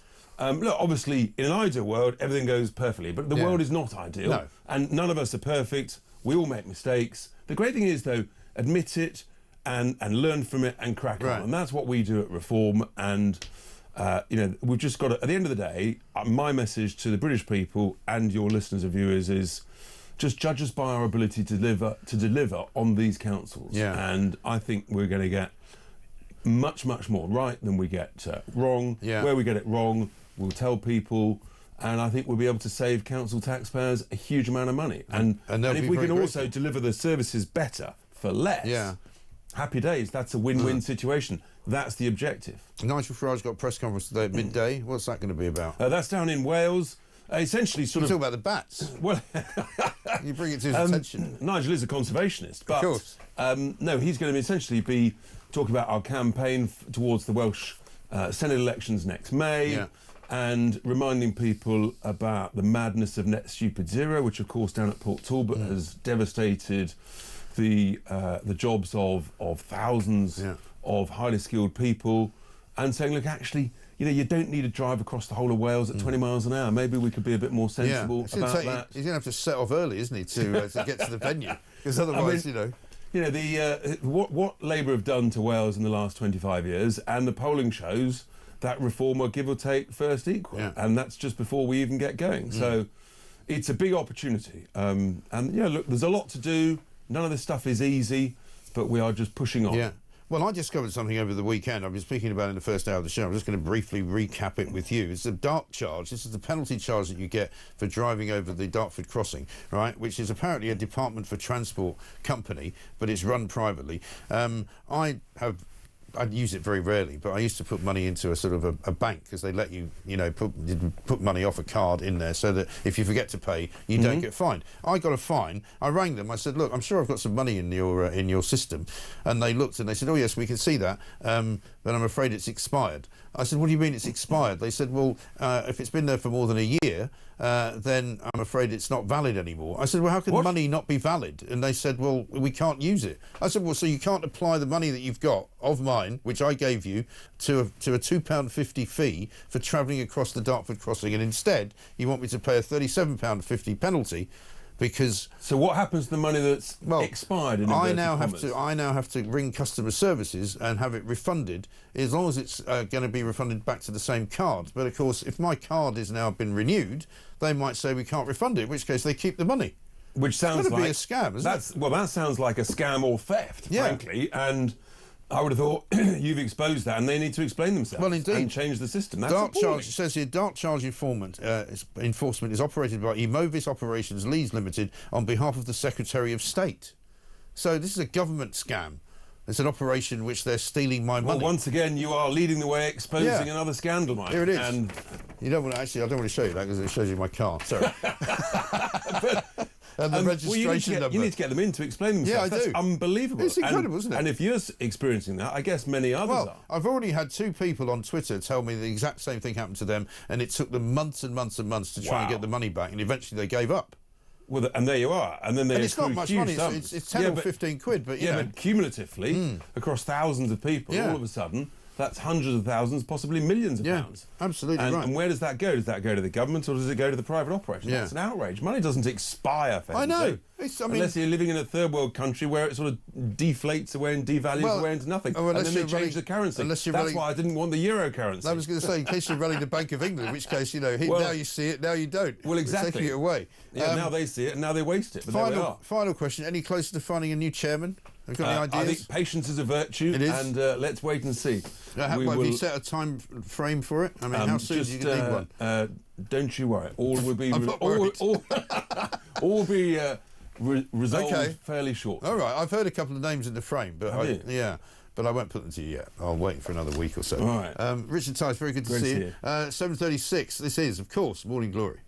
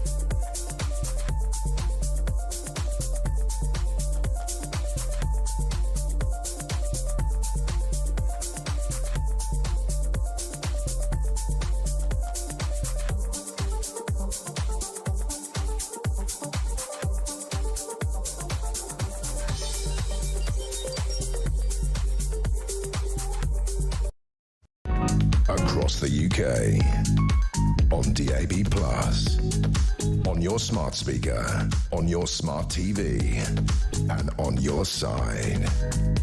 This is Talk. Welcome back to Morning Glory, 7:38. I'm Mike Graham with you all the way through, of course, until 10 o'clock.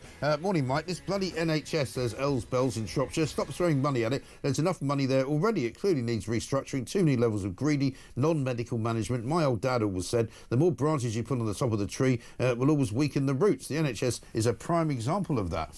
I think so. Mick says, I reckon every Brit should travel to France, throw our passports away and come back illegally so we can be treated better. Well, you do have to wonder, don't you? Because when you do come back sometimes, you talk about e-gates. I'm going to show you a picture in a little while later on in the show. Or did we have it? Of the things that I've been talking about. Do you remember when Starmer was doing his, e-gates? It's going to be great.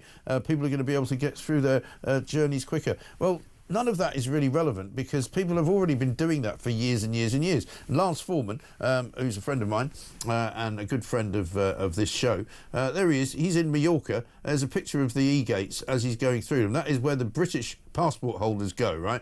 And he said, look at the size of the queue. There isn't one. And there's a reason for that, because the EU queue is actually longer, because more people from the EU are going to Mallorca than people from Britain. So on quite many occasions, Keir Starmer talks absolute utter tosh, trying to make out that, you'll be able to get through quicker. Well, we're already doing it. Thanks very much indeed, because lots of places do it. Now, let's speak to Jeff Pogula, who is over in Northwest Radio in Seattle, a few miles north, you might say, of California, where the streets of Los Angeles are burning because there's been more protests overnight. These are largely in Hispanic communities of South Central LA and not far from downtown LA, where a lot of the Hispanic population lives. Of course, there were these ICE raids that were being done, and many of the illegal migrants who have settled in California are rioting. There's lots of pictures on the front pages this morning, a particularly cogent one on the front page of the Times, where it's got a load of National Guard people standing next to a building where a graffiti reads "Death to America," spelt with 2 Ks. Jeff, very good morning to you. Good morning. Good to talk to you. This is quite bad, this, isn't it? Yeah, I mean, LA is certainly no stranger to riots and civic unrest, but then this is something we've been seeing over the last, I'd say, 5 to 10 years here in the United States. Yeah. You have uprisings in various cities. Seattle, where I'm at, certainly not immune to that. We had the CHOP a couple of years ago.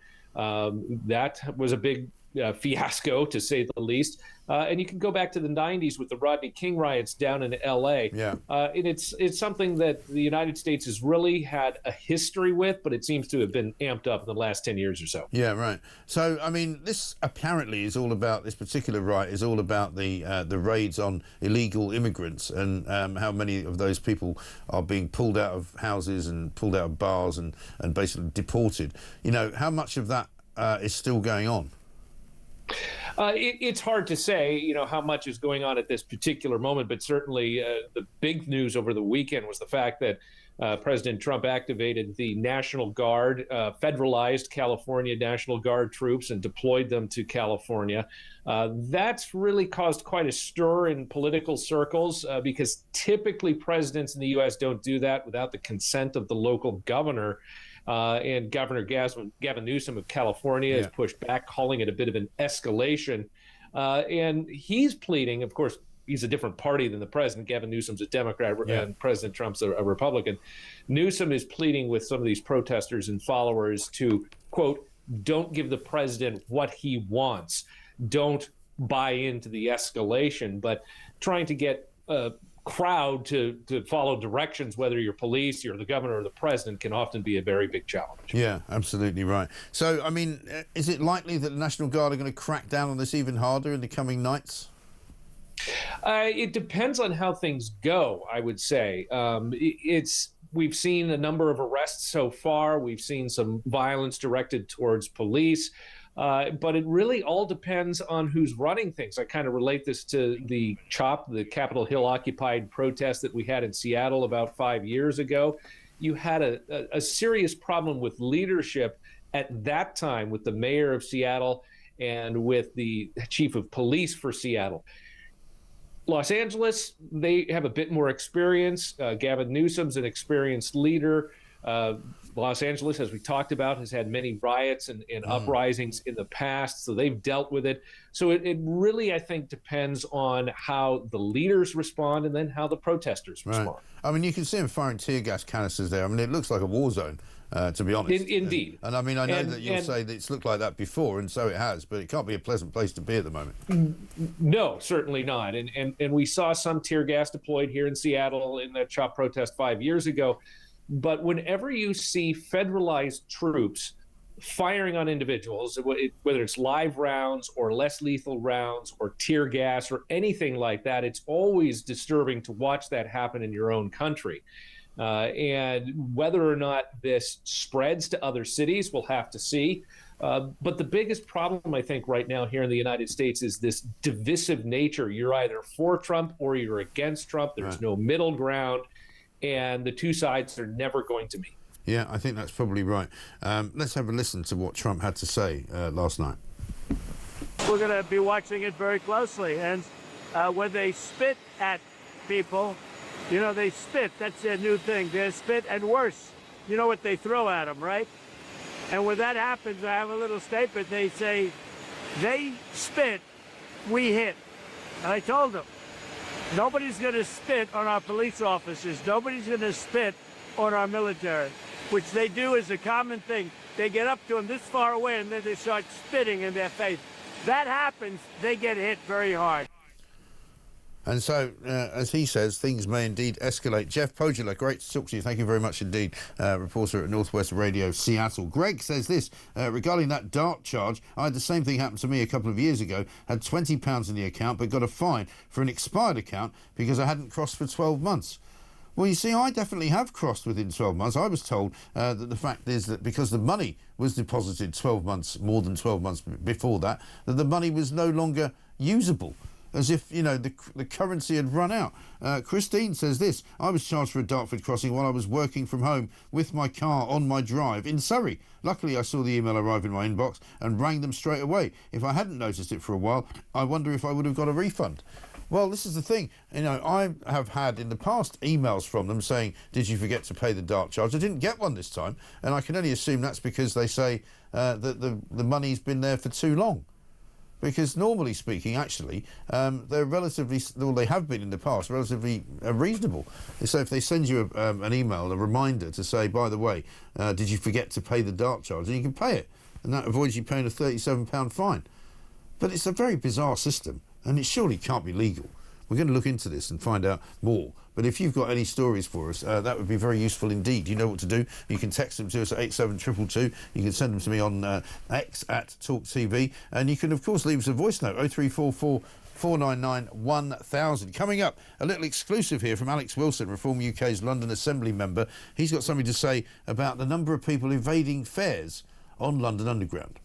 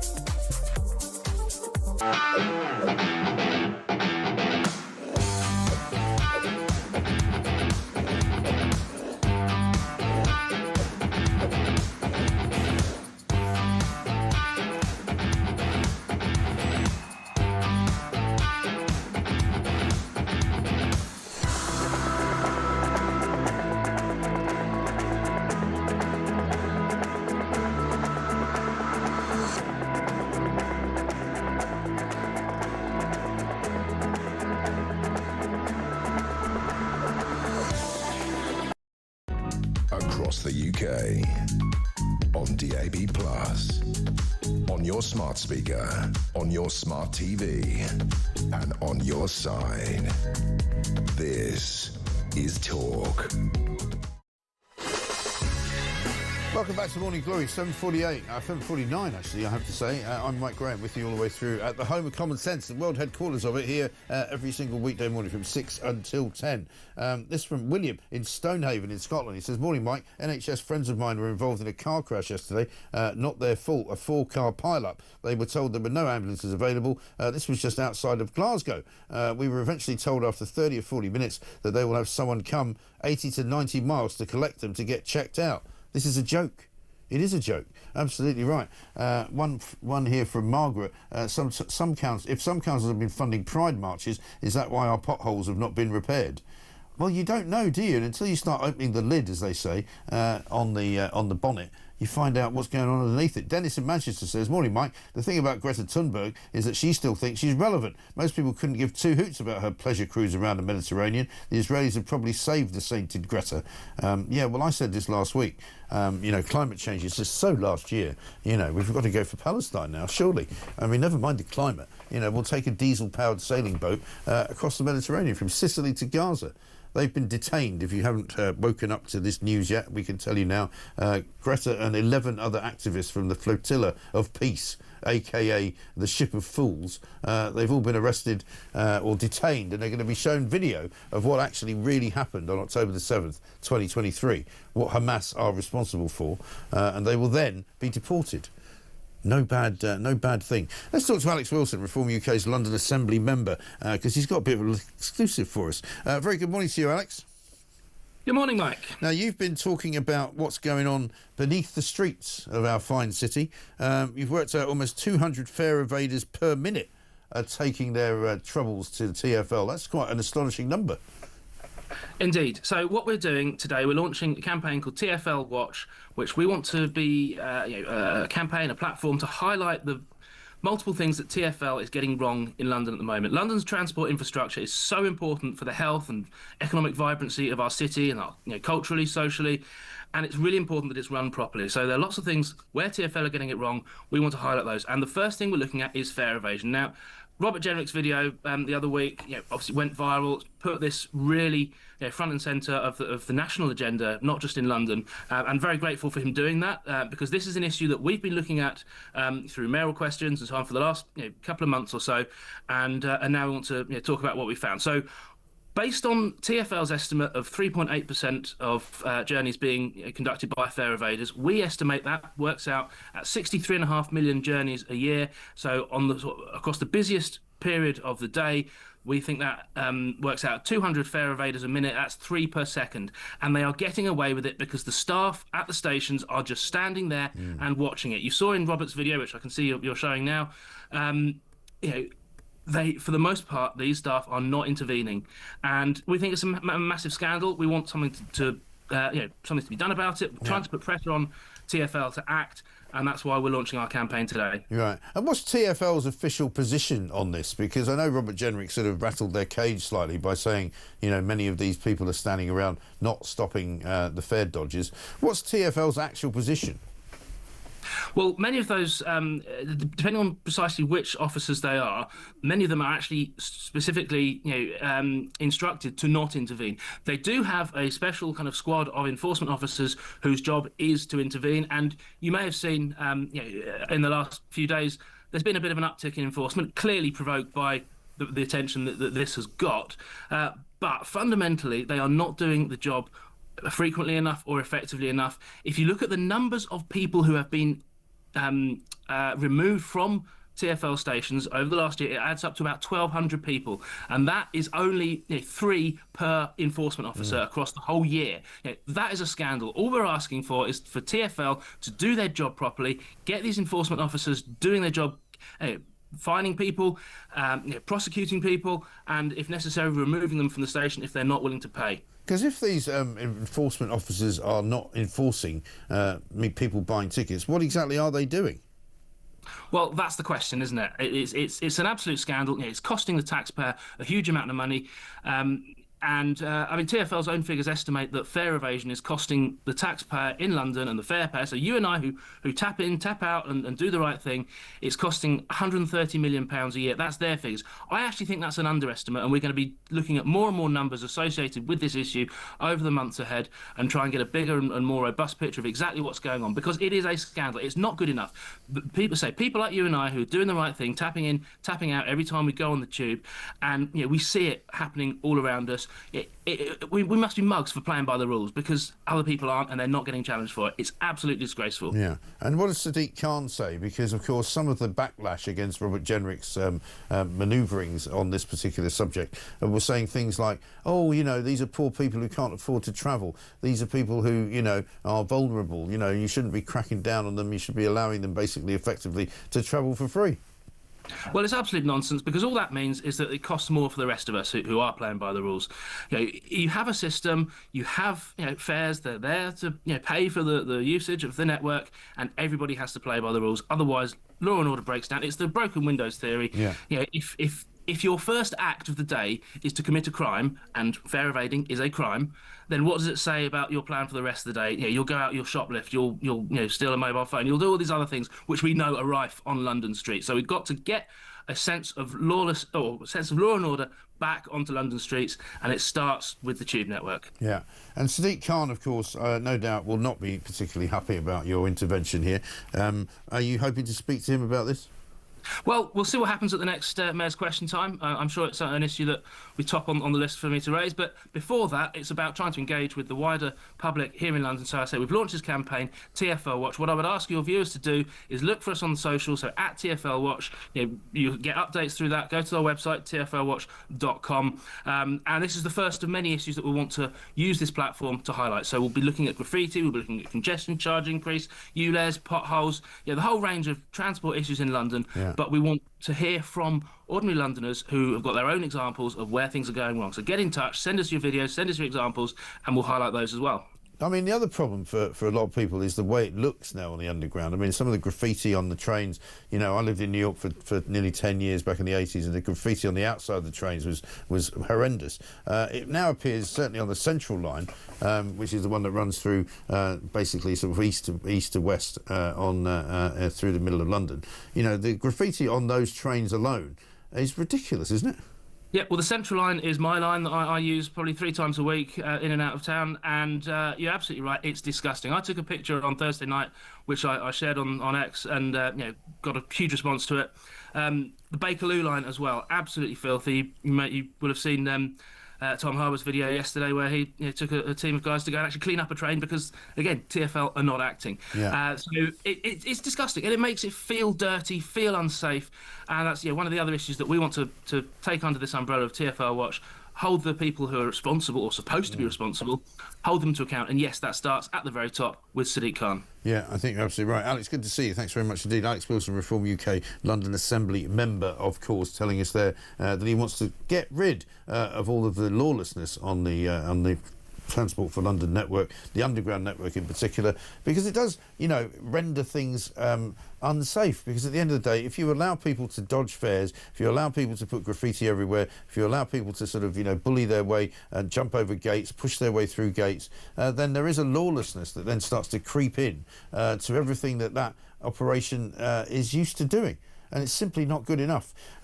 Morning, Mike, says Neil from Stoke-on-Trent. If Greta Thunberg hears about Prince William's fear about the state of the oceans, will her next self-important campaign be to save the seaweed?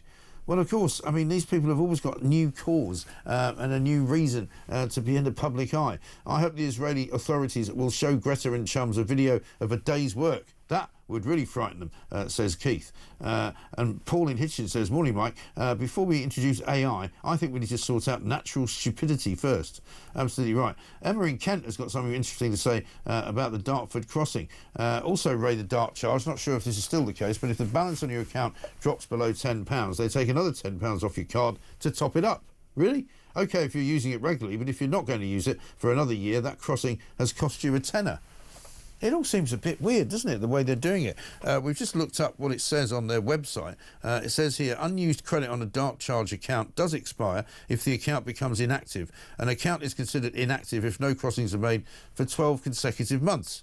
After 90 days of non-use following the 12-month inactive period, the account may be closed and any unused credit will not be refunded automatically. Well, that's like theft, isn't it? I mean, that's what Richard Tice said. I think he's right. Because I received no communication from these people whatsoever to say that they were thinking of closing the account or that telling me that the money had expired or some such nonsense. If your account is closed, any unused credit will not be automatically refunded. See, I wasn't told that my account had been closed yesterday. I was told that the money had expired, presumably meaning that if I wanted to put new money on, I could. So I don't think the account has been closed. You just can't access the money in it. And I have to ring them to get them to actually send it back to me. Which, if the card that I put it on initially isn't still in existence because it may be out of date, what do we do then? We'll find out. This story could run and run. But there's something clearly wrong with the way that the dark charge is being charged.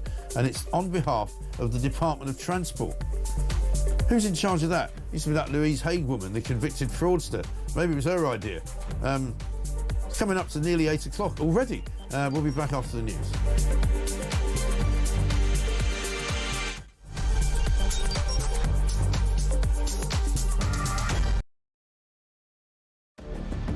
I can announce this government will begin the biggest sustained increase in defence spending since the end of the Cold War. We will deliver our commitment to spend 2.5% of GDP on defence, but we will bring it forward so we reach that level in 2027. The answer from European capitals has been as resounding as it is clear.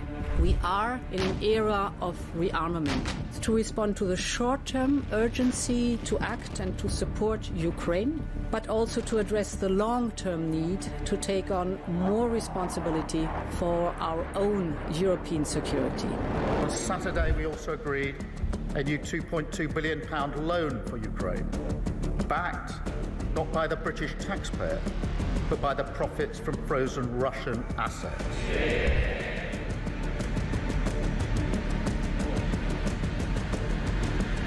It is my pleasure to bring from His Majesty the King a letter. He sends his best wishes and his regards, of course, but he also asked me to bear this letter and bring it to you.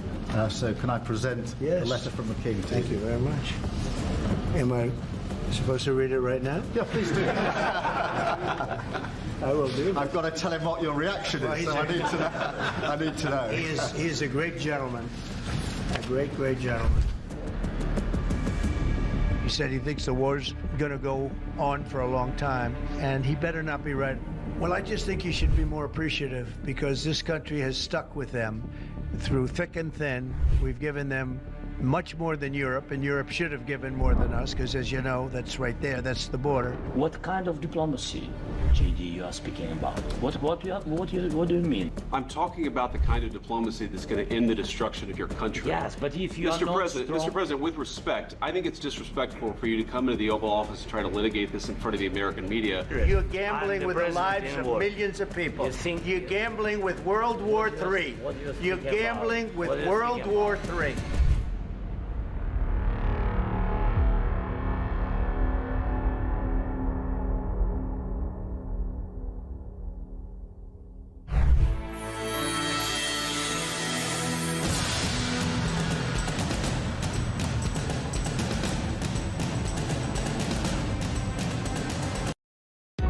Across the UK, on DAB+, on your smart speaker, on your smart TV, and on your side. This is Talk.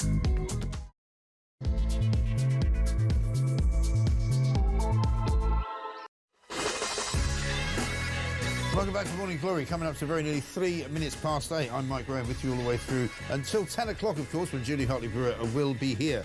Incredible stories around this morning. The front page of The Times says this: cash boost to fight crime. Police will get an above-inflation boost as senior ministers took negotiations over the spending review down to the wire last night. Also, the big story of the morning in The Sun, a Harry Cole exclusive £4.7 billion migrant hotel bill takes every penny in tax from a city the size of Manchester. This is some research done by former member officer of the Office for National Statistics, statistics expert Jamie Jenkins, who's done this research, who says this is just not sustainable. It's outrageous. A government that borrows this amount of money cannot survive. 582,000 workers will be paying tax to pay for all of the amounts of money being spent on migrants just in hotels alone. That doesn't include, in fact, anything to do with the legal costs, which are another £1 million a week. Doesn't have anything to do with the cost of the NHS or the cost of people getting free dental work and the cost of all sorts of other sort of social work that they get provided to them. It's absolutely extraordinary stuff. Also a story in The Sun on page 7, a weight loss drug boom, fat jab Britain. NHS prescriptions double to 2.8 million in just 1 year. Well, they talk about saving money in the NHS. Are they free?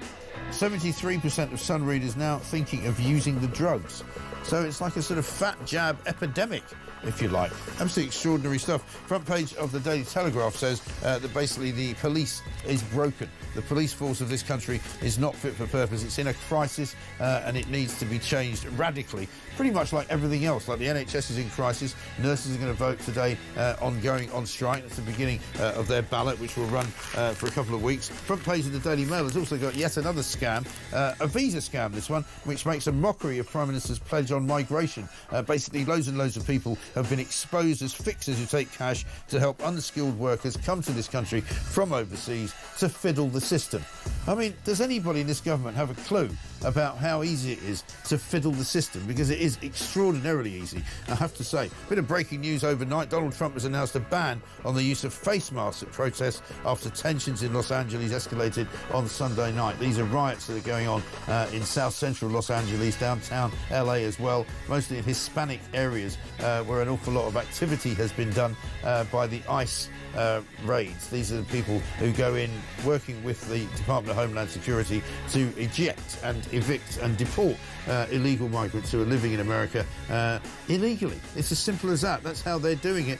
Coming up, Isabel Oakeshot's going to join us. We've got much to do. Greta Thunberg's been detained over in the Middle East. She's going to be showing some videos of the Hamas atrocities from October the 7th, and then she's going to be deported. Right too. This is Talk.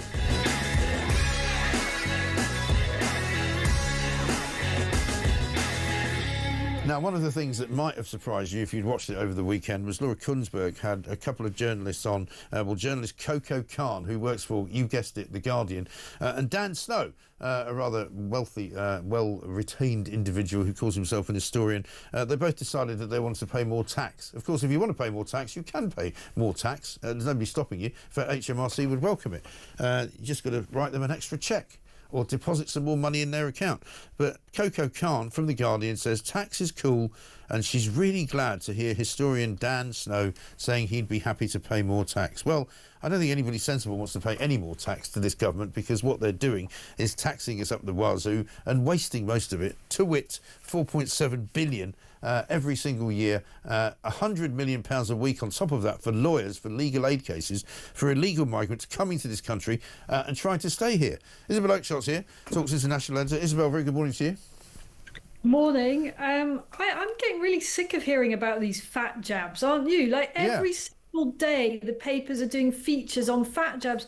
I don't care. We know about the fat jabs now. We're over it. People who need fat jabs can get fat jabs. I'm just sick of reading about them, hearing about them. As you say, it's like an epidemic. Yeah, I know. Kevin O'Sullivan talked about this the other day on when we did Grumpy Old Men. He's like, I'm sick to death of all the papers doing it, particularly the Daily Mail, who seems to have a story every single day. Every day. Yeah, it is ridiculous. All right, listen, we're not going to talk about that because we've got far more important things to talk about. To wit, the thing that actually annoys me more about the Sun's splash this morning is not the 4.7 billion, which we kind of know about, but we now know that it's being funded by taxpayers to the tune of the taxpayers like a city of Manchester. But more importantly to me is the legal bill of £1 million a week for all the legal aid we're providing to these people who are trying to fight our deportation of them. It's absolutely ridiculous. And you know that that's only a fraction of the total cost, because what about the cost of translators, for example? I mean, this is a complete and utter industry, and it has so many different branches of it, this industry, you know, whether it's the translators for these court cases, whether it's the all the extra resources that are going into translating people's health woes for the NHS. I mean, I happen to think that if you've got a health problem and you're in a country that's providing you with free healthcare, the very least you can do is bring a friend that speaks English, you know, rather than expect the taxpayer also to pick up the translation costs. And on and on and on it goes. People are absolutely raging about this. It really is getting to people on a daily basis now, because they see the unfairness of it. They see the fact that they can't get a doctor's appointment, they can't see a dentist, they can't find a dentist, for heaven's sake, on the NHS in most parts of the country now. You know, they can't get to the front of the queue in almost any aspect of British life now, whereas these people who are coming in by the thousands are now getting actually preferential treatment. And that's the thing I think that's really annoying. Yes, absolutely. You mentioned about not being able to find a dentist, reminding me of an incredibly rude and aggressive letter I got from my NHS dentist in London, apropos of nothing. They've clearly sent a kind of copy all contacts letter that basically said, if you're not very polite to us, we're just going to strike you off the list. Yeah. You know, we're not tolerating anything. There was no charm about this. There was nothing like, dear patients, you know, we love looking after you here. It was just basically, you be nice to us, otherwise you're going to be chucked out. And I thought, you know, that just says everything about the pressure that services are under. I'm sure the behaviour of some people is truly appalling, but it has got to the point where NHS services, whether it's in dentistry or in hospitals or in GP surgeries, those that provide them are under so much pressure that ordinary patients have begun to be seen and treated as if they are some kind of inconvenience. Yeah, but this is a thing that's happened over time, and I've noticed it over, say, the last 10 or 15 years, where, you know, the public service that we are supposed to all pay for is now treated as though, you know, we're lucky to have it. We shouldn't really ask for it, and please, we'd rather, during COVID, you know, please don't come into the hospital. You know, we'd rather you didn't. We'd rather operate the hospital without any patients. It'll be a lot better for everybody. You know, similarly, you can't have a row with a parking warden now because they're giving you a ticket unreasonably. You can't have a go at somebody in a supermarket for being useless. You know, you can't say anything to anybody, or else you're immediately banned and made a sort of, you know, made to walk around with a hair shirt for the rest of your life. I mean, I find these notices that are up everywhere telling us all that, you know, there'll be zero tolerance to any bad behaviour. I find that they're very kind of a very negative presence. Yes. You know, it's such an angry and confrontational and divisive tone right from the start. The kind of the assumption that we all need to be told how to behave properly. And of course, I'm sure there are people that behave badly, but how about making the assumption that most of us just want to get our teeth checked or just want to get seen for whatever problem it is, or actually are entitled to challenge the ticket inspector who's telling us that we should have paid some other completely different complex fare for the journey we're on. You know, we shouldn't, the whole feel of our country shouldn't be that we're all angry with each other the whole time. No, exactly right. But, I mean, you know, there's this overreach as well by public sector organisations like councils. Story today, which was going around at the weekend, of a guy in Hammersmith who put his bin out a day early because he was going on holiday and he thought, you know, to be a decent citizen, I'll put my bin out. The bin collections are coming tomorrow. I'm going off to Heathrow. Surely that's the right thing to do. He comes home to £1,000 fine for fly tipping. And the council say, you know, you shouldn't have put the bin out a day early because that's not the day it's supposed to go out. And you go, what's wrong with you? And you want to sort of just grab them and shake them and go, what are you thinking? And of course, because the story went to the Telegraph rang the council cancelled the fine. But they wouldn't have done if they hadn't got the call from the media. I heard that story and I just couldn't believe it. I mean, I often put my bin out a day early because I'm so frightened of forgetting it. And, you know, there's plenty of room where I live for it to go nicely, discreetly on the side. Yeah. And, you know, that then everybody can crack on with their day. I mean, are we allowed to fine the council concerned if they're a day late picking up our bins? No. If they forget to pick up the bins, or maybe the binmen are on strike. And just imagine the fines that the people of Birmingham could impose on their council for failing to pick up the bins for weeks or months on end. What happened with that story anyway? It seems to have disappeared. Well, do you know, we actually spoke to a Conservative councillor last week, and the strike is still going on. They have yet to find common ground, and Unite, the union, are now talking about possibly striking all the way up to Christmas. So bad luck if you live in Birmingham. Some parts of it are having their bins emptied, but large swathes of it are not. But isn't it interesting that Angela Rayner, a woman who was in receipt of quite a lot of money from Unite, doesn't want to intervene in the case because it's between a Labour council, which is hopelessly badly run, and Unite, which is a provider of funds to the Labour Party. Yeah, I think she might be a little bit conflicted on that one. I mean, people are fed up because they see their council tax going up. They see councils trying to extract everything they can, and services just seem to get a lot worse. They really do. And I mean, this is the problem with what's being done at the moment, like I say, with this overreach. The same as the people in school, you know, in the state system where, you know, they punish you if you try and take your child out for a day to go and do something educational. But it's all right for them to have an inset day when they feel like it, or it's all right for them to have a strike day when they feel like it. You know, speaking of which, now the nurses are about to ballot for another strike, and you will bet your bottom dollar, no doubt, that Wes Streeting will cave in to whatever cash demand they wish to make. Yeah, I'm sure he will. I mean, Labour keeps on saying that the NHS is getting way better, but I just don't believe it. You know, for the experience of the average person, is it getting easier to get a GP appointment? I don't think so, because it's not as if they've suddenly conjured up a bunch more GPs to deal with a massively overinflated population we now have. What they do in these hospitals is find very imaginative and creative ways to fiddle the figures so it looks as if people are being processed more quickly, but in fact they're being put on kind of shadow waiting lists or simply thrown off the waiting list if they decline a particular appointment. Right. You know, they might get offered an appointment at a very antisocial time with little to no notice. If they decline that, then they're back to the back of the queue. Yeah, I mean, I've got countless stories from people that get in touch with me every single day saying that they've had their latest reference cancelled, their latest appointment cancelled without any idea of when there might be a new one. You know, they might have been waiting 6 months and they just keep being shuffled around from pillar to post. But meanwhile, nothing really happens. And all we get is Keir Starmer at the weekend talking about, you know, modernising the NHS and putting everything on an app. To which I said, well, yeah, so great. So now you can get your appointment cancelled electronically. Yeah, thanks. You'll get a special alert telling you that you're no longer coming to the hospital after you've starved yourself all night and in the morning you're expecting to have an operation that then doesn't happen. I mean, it's absolutely systemic through the NHS, and you know, Labour has in the past actually done good things with the NHS. You know, under the in the second Blair government, they made huge progress. So I'm not, you know, necessarily just saying just because it's a Labour government they can't actually get this right. But the difference between then and now is that we've just got a population that is literally many millions bigger than it was in the Blair years. Yeah, and I believe that because of COVID that they've kind of reduced the capacity in the NHS to be able to do the work that they need to do, because it wasn't, you know, brilliant before COVID, but it wasn't anywhere near as bad as this.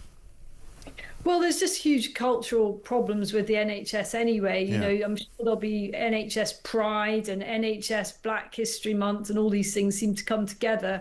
And as we all know, and we talk about it a lot on this station, all the money that's spent on diversity, equality and inclusion, ludicrous amounts. You know, the NHS should get back to the basics of what it's there to do, which to make people better or provide the screening and preventative care that keeps people out of hospital. Well, that would be good, wouldn't it? Meanwhile, I mentioned this earlier in the show, nobody talks in this week of the spending review, which is coming out, about savings, do they? They never say, oh, well, here's where we could make some savings. There's now talk that the PIP benefits slashing may be now being rowed back by Rachel Reeves because she's frightened of a backlash from Labour backbenchers. A piece in the Mail today saying the government's spending $270 million a year on an army of 6,500 spin doctors, right?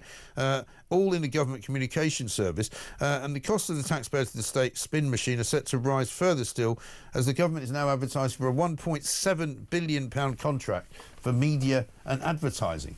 you know, nice work if you can get it, but I mean, do they really need all these people? Well, I mean, I suppose the proof is in how well they're doing getting their message across. You know, these people are employed to make the government look good. All the indices would suggest that they're not succeeding, are they? Because the Labour Party is at, you know, very, very low ebb in the polls, low 20s, which is extraordinary for a government that is so new. And when you look again at qualitative polling, and there was some good, interesting Lord Ashcroft research published in the papers yesterday.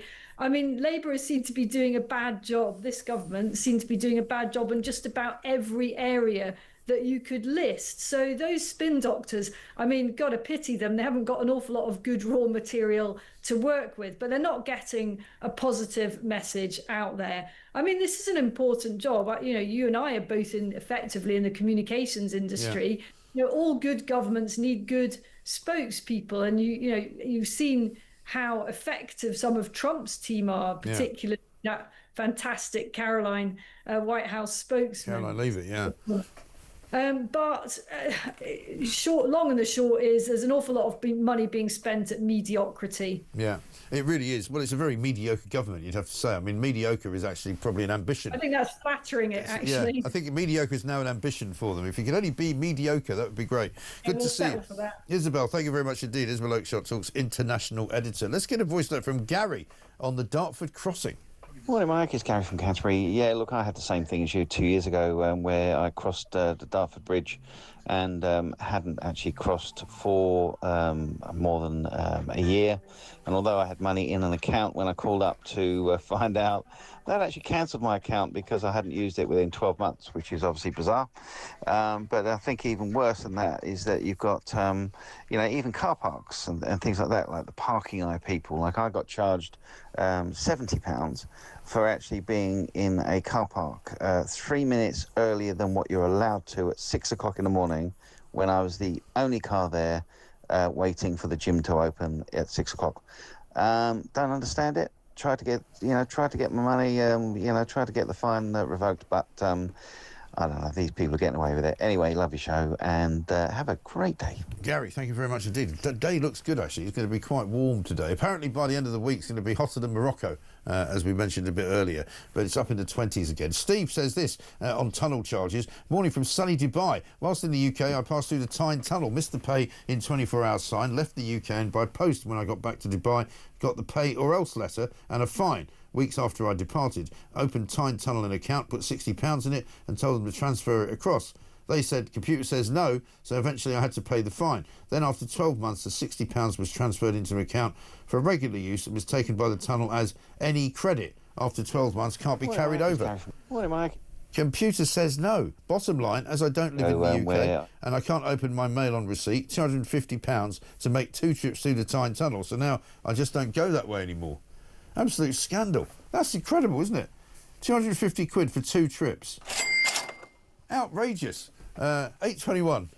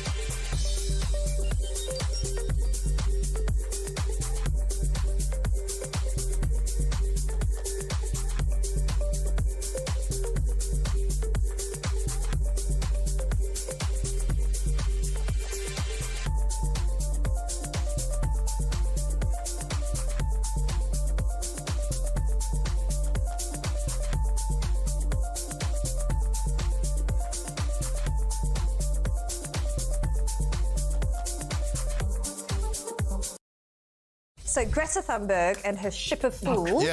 So basically, I mean, this woman's flotilla of plankery. Yes. So her narcissistic entitlement has just grown to such monstrous proportions. She's actually sailing into a war zone with a bunch of desperate actors, aging hippies, and fringe leftists. Yes. And they're all drinking cocktails on board and playing guitar. They think they're going to actually break a military blockade, but they don't really, do they? I mean, No, this is all just a big publicity. No, what they're stunt. hoping for is that they get turned around by those nasty, horrible people in the IDF of Israel. You know, that's what they're really hoping for.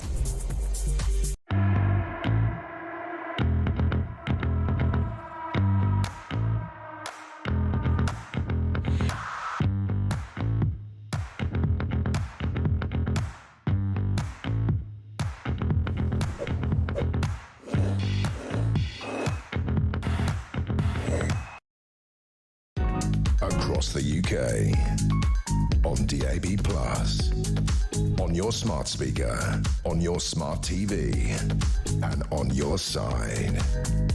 This is Talk. Welcome back to Morning Glory, 8:24. I'm Mike Graham with you all the way through until, of course, 10 o'clock. Richard says this, Ray the Dart charge. If you pay late, you get a fine and you have to pay again. They take the payment a second time. I was a couple of hours late paying. About 10 days later, I got a penalty notice through the post, plus the charge. There is no way to remove the charge, even though I had the receipt for already paying. I complained to Emovis and was totally ignored. How many extra charges have been taken? Has that gone into Emovi's back pocket? The fine is £35 plus the charge. So don't pay late, as you'll still get fined and made to pay the £250 a second time. It's all very confusing, this, isn't it? All very, very strange indeed.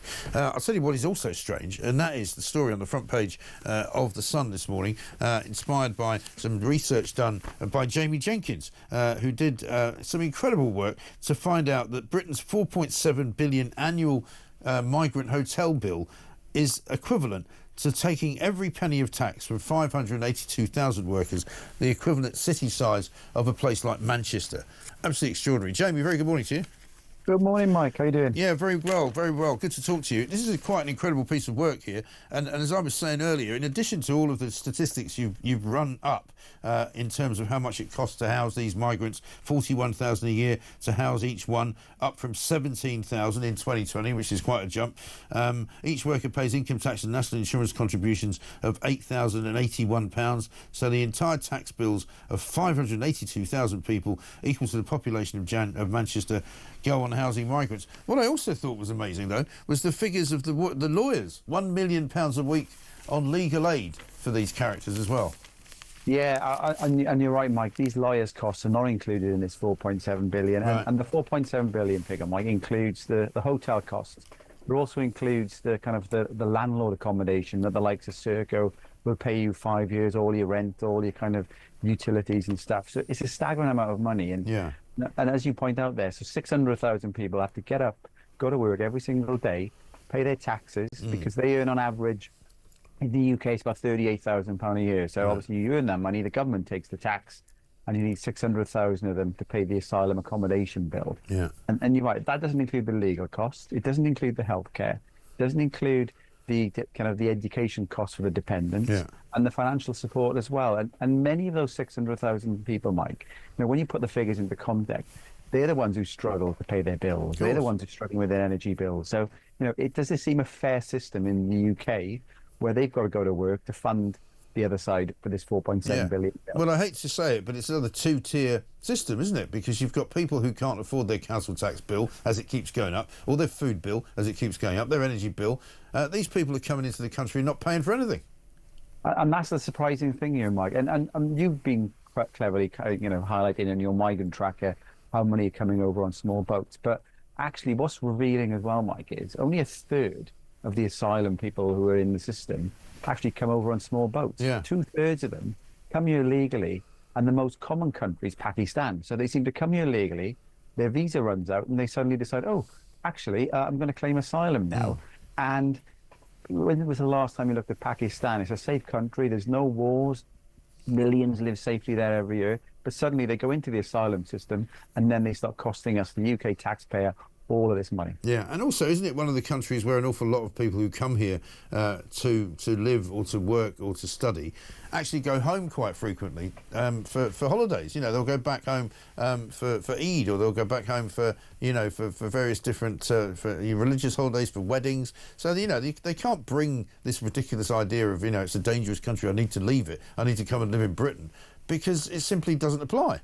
It doesn't apply, Mike, and it's a clear abuse of the system. You know, the asylum system was not put in place for people to come legally to the UK, and when their visa runs out, decides they were going to come to an end. And remember what Starmer said in the Labour Party in their manifesto pledge, another one of these broken promises, Mike. They said that we will end the use of hotels. OK, it's going to take a bit of time, but with the numbers coming across on small boats up 40% though, this time last year, how are they going to get the bill down? And the figures coming were kind of quietly released last week, Mike, that the Home Office are projecting next year this accommodation bill on hotels would be pretty much the same next year as it was last year. So where's the government in tackling this big, massive problem? Right. Well, they're not, are they? And in fact, worse than that, it's going to move the problem as well, because while they'll still have the hotels, despite the fact that they say they want to move people out of hotels, yes, they are moving them out of hotels because they're acquiring more and more, you know, private accommodation, aren't they? Some of which is, you know, multiple occupancy, some of which isn't. But you can see that there's a huge amount of money which is shifting out of the hotel business into private housing. But then that hotel number will be replenished by more people coming.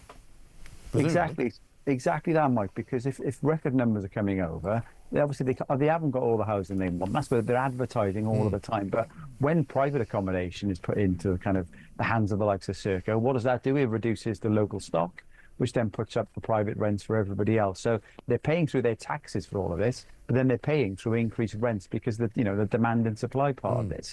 So ultimately, Mike, you know, the government needs to act. Smashing the gangs is not happening, is it? That's pretty clear. No, obviously the only thing that seems to be working here, Mike, is there's a strong business model for the gangs, but more importantly, there's a strong business model for these private companies in the UK. It's in their interests for more and more people to be coming over. Right. You know, and you've got to question that as well. And I wonder whether you've done this one yet, and if you haven't, maybe you could. Somebody rang in earlier and said the real beneficiaries of all of this, in a way, are HMRC, because they'll be collecting VAT, presumably from an awful lot of the business that's being done by Serco. They'll certainly be collecting national insurance contributions and income tax from the people who are working in the sort of Serco system, if you like. So there's money being made by the government here as well. Well, it's all kind of going around in a circular motion then, Mike, isn't it? Because they get a bit of tax back in, but then they give them even more money back to the likes of Serco to actually pay for all of this accommodation, for all of the other things that are going on. Right. So ultimately, Mike, this is a bill the government can't afford. They've got to get a handle on it. And if they can't get a handle on it, I think, you know, the public are getting rightly fed up and it's going to hit them in the next election. Totally. Absolutely right. And as far as the government's sort of spending review this week coming up, Rachel Reeves has got a big week trying to work out where to give money, where not to give money, where to save it. Presumably this will all be part of the Home Office's general budget, will it? Yeah, this is all in there, Mike. And as I said, they're projecting next year they're going to be pretty much similar to what they were last year. I believe the Home Office is one of the departments that's still in negotiations with the Treasury in regards to this spending review. And you know, they talk about this big black hole that the Conservative Party left. You know, we've had a bigger black hole created just by the Labour Party in themselves, Mike. Well, exactly right. Well, this is the thing. I mean, apart from the billions they're spending here, you know, they borrowed 20 billion just in April alone. Which, according to them, is as much as they supposedly inherited in the £22 billion black hole. It's absolutely ridiculous. Good to talk to you, though, and great work on this, Jamie. Thank you very much indeed. Jamie Jenkins, independent statistician, who's come up with some fabulous figures, all of which have amounted to a front page, pages 4 and 5, inside the Sun. And also Harry Cole, who we're going to talk to in a little while, has written his column around it as well. The headline says, "Can Labour really slash benefits while paying for migrants in nice hotels?" Well, I think the answer to that is no, they can't. How can they? Absolutely and utterly ridiculous. Coming up to 8:32, let me just read you this from Alison in East Sussex. Mike, I paid a dark charge in advance for 2 journeys to Essex and back to my home in Sussex visiting family. I received a notice in the post for a charge for a 3rd journey. If I did not pay within a certain time, I would be fined. I rang thinking they would sort it out easily, explaining the photo of my car was indeed one of my 2 journeys. No, I would have to write to appeal. Nothing could be done over the phone despite the nonsensical situation. I started to write a letter, but having spent considerable time on on the phone and writing a long letter. I just lost the will to live and didn't want to deal with the hassle. I just paid the additional charge. How many times does that happen? Well, it does. That's the trouble. That's what happens with a lot of people with parking fines, with a lot of these ridiculous fines because you didn't see a sign. I mean, I had two, I told you last month, driving down a road which only now, apparently in this particular year, has been deemed to be unsuitable for cars for 2 hours of the day. I mean, search me, and the sign isn't very clear. People do pay up loads and loads of money when they shouldn't have to. It's absolutely outrageous. It's coming up to 8:33. Let's get a voice note from Pete. Dan Snow's got a damn nerve. He's married to the daughter of the Duke of Westminster. You know, the richest people in the country. So, but if people like that say they want to pay more tax, let them pay all the tax. And if they want to pay more tax, don't stop them. Just don't ask everybody else to do it that can't afford to do it. Exactly right. If you want to pay more tax, you can just send it to them. They'll be more than happy to take it from you.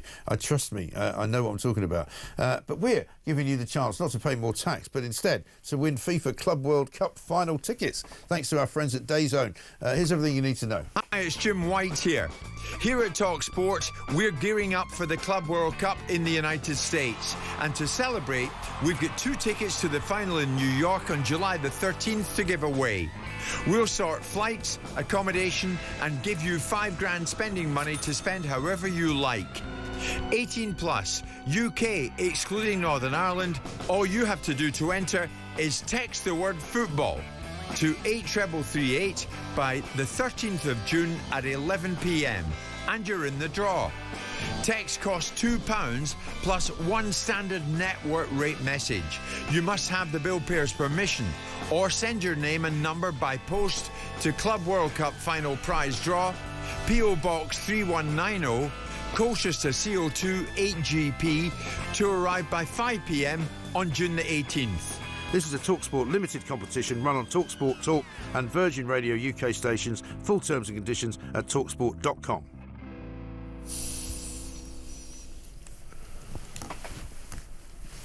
Welcome back to Morning Glory. It's 8:35. Thanks very much indeed for listening. We're here all the way through, of course, until 10 o'clock. Lots more to say. One from Dunk in Salford. My 87-year-old father-in-law dropped my wife at Manchester Airport a few weeks ago. They have now changed, so you pay online rather than on the day. When I asked him had he paid, he said the barriers were up, so he didn't have to pay. I contacted him and offered to pay the £6 charge and explained that he's 87 and didn't realise they'd changed the payment method. Their explanation was it's been in the press, so he should have known, and the fine is in the post. Yeah, thanks very much. They're really helpful, aren't they? They just want to get you coming and going. I had the same problem once. I dropped my daughter at Heathrow, and again, you don't pay at the barrier now. You have to remember to pay when you get home. I forgot to pay. My fault. I got a £35 fine. You know, for something I was there. I think I stopped for 30 seconds. The car barely stopped. She apparently jumped out of the car while it was moving. You know, unbelievable. I'll be back after this.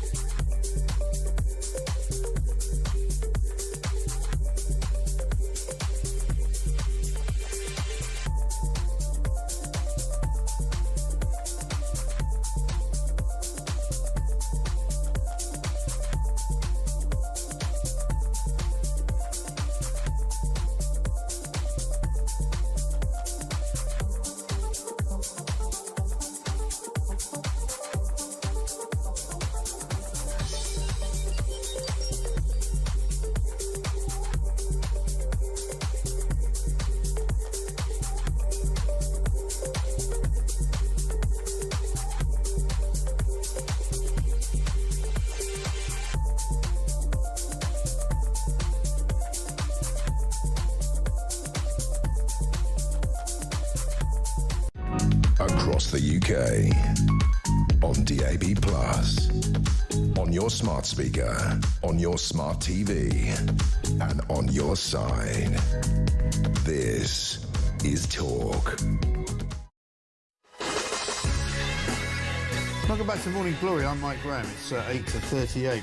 Mick says, my son was discharged from A&E on Saturday with pneumonia and a blood clot and told to come back at 8:30 today. He was given antibiotics. Crikey. That's unbelievable, isn't it? Let's get a voice note from Annie. Me and my husband went to the O2 last month. There's a new tunnel there, didn't even realise. Went through it. We were directed that way. Went to the O2. A couple of weeks later, get a fine, £90 for going through the tunnel, which is £4 charge. Didn't see any signs. It's a brand new tunnel, which opened in April, and we went through in May. Had to pay the £90. Beyond annoyed, honestly. Yeah, this is the problem. Somebody's pointed out to me, I mean, this is another example of why cashless societies don't work. Because unless you see a sign or read something on a website or you have some familiarity with the region, you don't know you're supposed to pay a toll. How can you? I mean, I don't understand how people who, say, drive a car around this country but who very, very rarely visit London would even understand about the congestion charge or the ULEZ zone or anything like that. We know people have been caught out by it. But they really ought to be a bit less mercenary. But I guess that's the nature of the beast, isn't it? Let's talk to Henry Bolton, Borders and International Security expert. I presume illegal migrants, if you get a fine, you just don't bother paying it, and nobody bothers coming after you. They don't know where you are. Very good morning to you, Henry. Grant for it, Mike. Sorry? If you do, you probably get a grant for it. Yeah, probably, yeah. You get Lewisham Council will pay on your behalf or something like that. I mean, this story this morning, very good work by Jamie Jenkins, the statistician. Incredible, isn't it? That an entire city's tax paid for by the good people of Manchester basically pays just for the hotel bill. It's not even everything, it's just the hotel bill. Yeah. I mean, I've always said, Mike, as long as we continue to allow these boats to cross, if we don't reduce that flow, the cost of dealing with the people who come across is just going to continue. Of course it is, because we've got to either accommodate them or we have to detain them, which is what I and the SDP advocate, that they need to be detained securely the moment their feet touch the shore. Or, as the Home Office would tell you, you increase or you speed up the decision-making. But if you increase the decision-making, to speed that up, you need to either put the resources into it, which is going to cost you money, or you're going to end up sort of fast-tracking the decisions and, by default, allowing these people to stay in. So there is no quick win with this. All I can say on the cost of all of this to everyone, whether it's local authorities, city councils, the Home Office, the Overseas Development Budget, the cost is massive. The only way it's going to be reduced over time is by stopping the flow of the boats.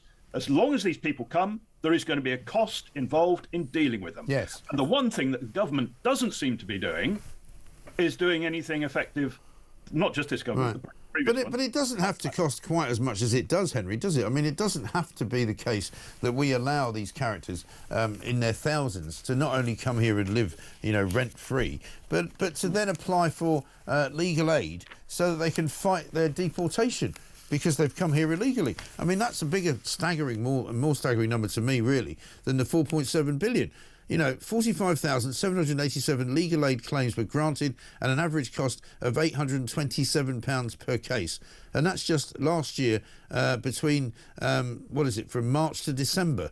I mean, incredible. We don't have to allow that to happen. That surely could be a saving. £100 million a week. It could be. Look, we are living in a country, in a society now that just seems, I mean, you've just been talking about charges for tunnels and parking and so on. At every turn, seem to be people screwing this country over. Yeah. And for some inexplicable reason, the structures of this state are allowing it to happen, and they seem to have they've totally disconnected the payment of that cost from the impact on the taxpayer and the people innocently, quite law-abidingly going about their day-to-day business. It's they who are paying for this, and at whatever level, in whatever way. Right.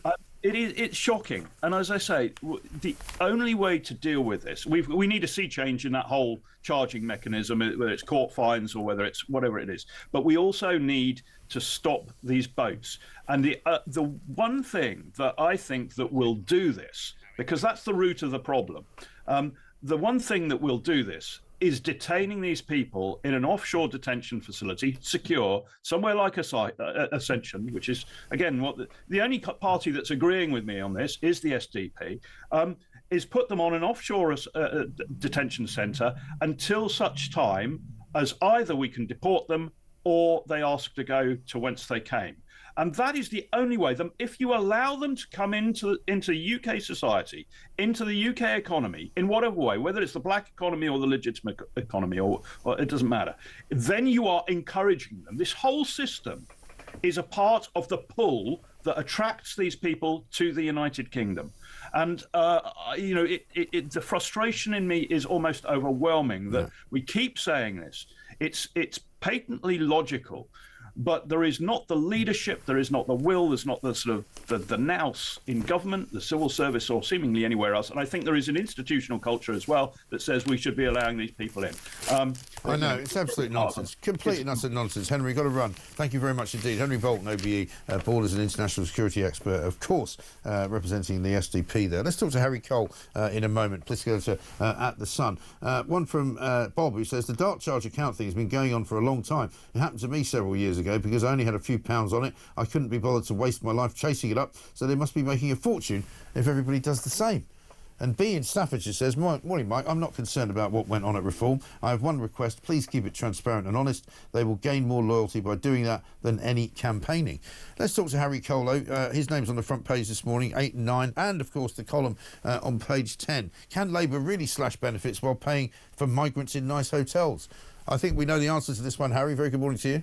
Morning, Mike. How are we doing? Yeah, very well indeed. Great story this morning. Absolutely staggering. I mean, to me, in some ways, the 4.7 billion is obviously terrible and bad enough.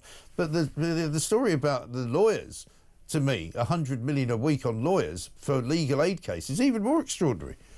Well, yeah, put it all in the context as well of this week we're going to be hearing a lot about spending commitments, spending reviews, budgets going down, investment going up. But all the while, it's all going to be seen through the prism of these billions of pounds every year, tens of millions of pounds every day on lawyers, on food, on accommodation, on officials. I'd say 4.7 billion is a sort of, is at the lower end of the scale of what actually the cost of these hotels and the associated asylum system that is clearly still creaking really is. And I think voters have the right to say, well, if you've got all this money for that, why are you cutting all this other stuff? And so even voters who are sympathetic to reducing the benefits bill or, creaming off government waste, were thinking, well, why have you got money for this but not money for other things? Right. Well, that is the big question, isn't it? Rachel Reeves is going to have a major headache this week because they don't seem to want to cut this. There's all sorts of cuts that they're going to make, but they can't seem to cut the migrants' budget. Well, behind the scenes, there's still an ongoing round. The Home Office is the last government department to sort of close off their negotiated spending review with the Treasury. Right. Those talks were certainly, if they're not going this morning, they certainly were yesterday.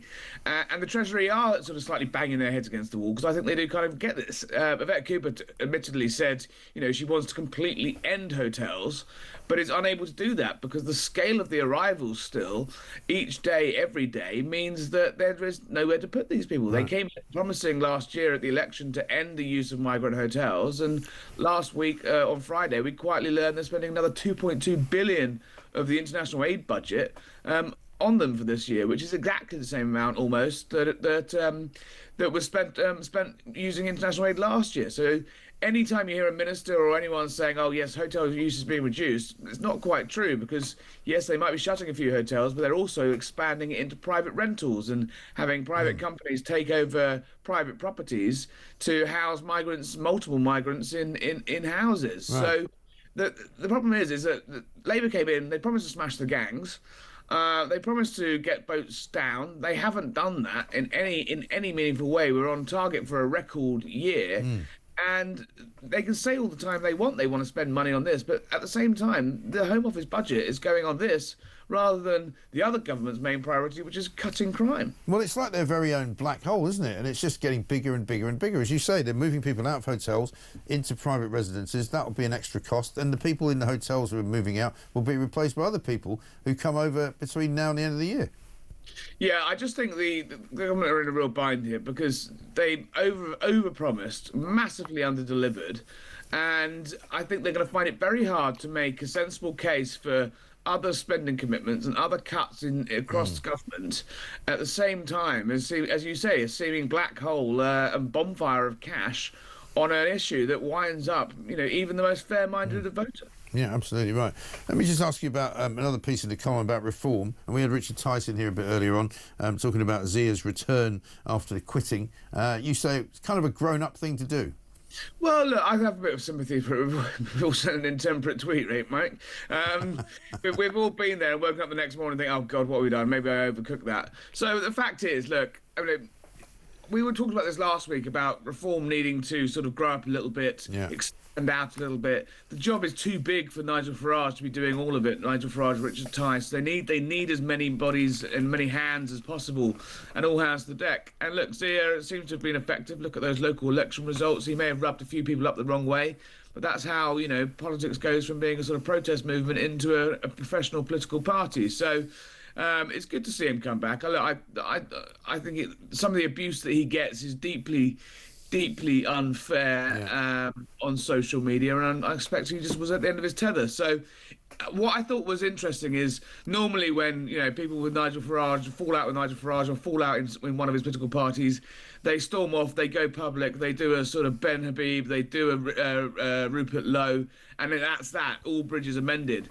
I think it shows a certain interesting side of things that actually perhaps these disagreements might not be as serious as they were in the past, and actually it shows how serious reform are about professionalising, that Farage is willing to take the minor hit of the embarrassment of the U-turn, but actually keep someone who's got skills that he wants in his team on the boat, so to speak. Yeah, absolutely right. Harry, good to see you. Thank you very much indeed. Harry Cole, political editor at The Sun. Big column in the paper today as well. He's got the front page and the inside spread as well, because it is insane with two ends. Ridiculous amounts of money being spent and no end in sight for it, by the way, either. Let's get a voice note from Maddie. Morning, Mike. This is Maddie calling in from Essex, loving the show as per usual. A couple of weeks ago, the community WhatsApp group was going absolutely crazy because a guy had posted that he lives down a one-way street. So he was parking his car outside his house, but the only way that he could actually get into that space was to reverse park it. To find out a week or so later that he was given a ticket, and the reason given was that he was reversing down a one-way street. No, he wasn't reversing down a one-way street. He was reverse parking to get into a space. So I think personally, Mike, the whole world's gone mad, and Waltham Forest Council should be awarded your plank of the week. See ya. It's unbelievable. We're just doing plank of the week on ridiculous fines at this point. From Tony in Essex, Southend-on-Sea Airport charge £100 if you stop on the road going to the car park, even for a few seconds.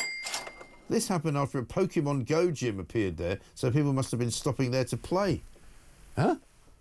What, you mean if you're driving the car and you stop the car before you get to the car park, you get fined £100? That's insane.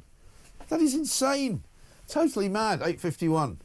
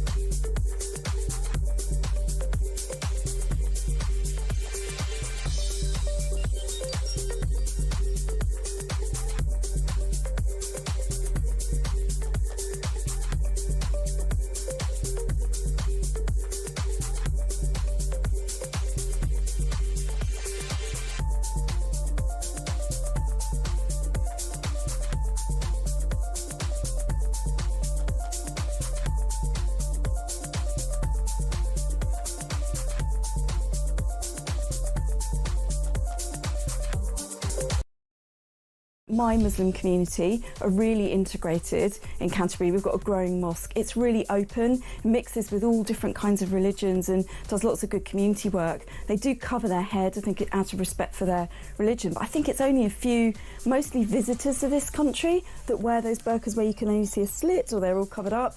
And I think that opens up a whole can of worms, doesn't it, whether we ban people.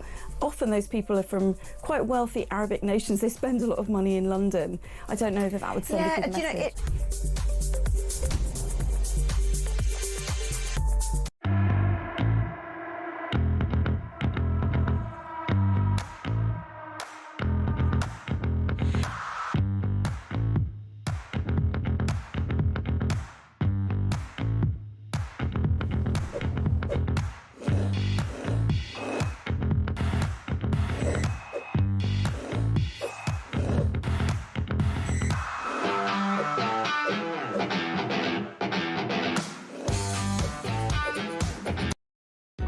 Across the UK, on DAB+, on your smart speaker, on your smart TV, and on your side.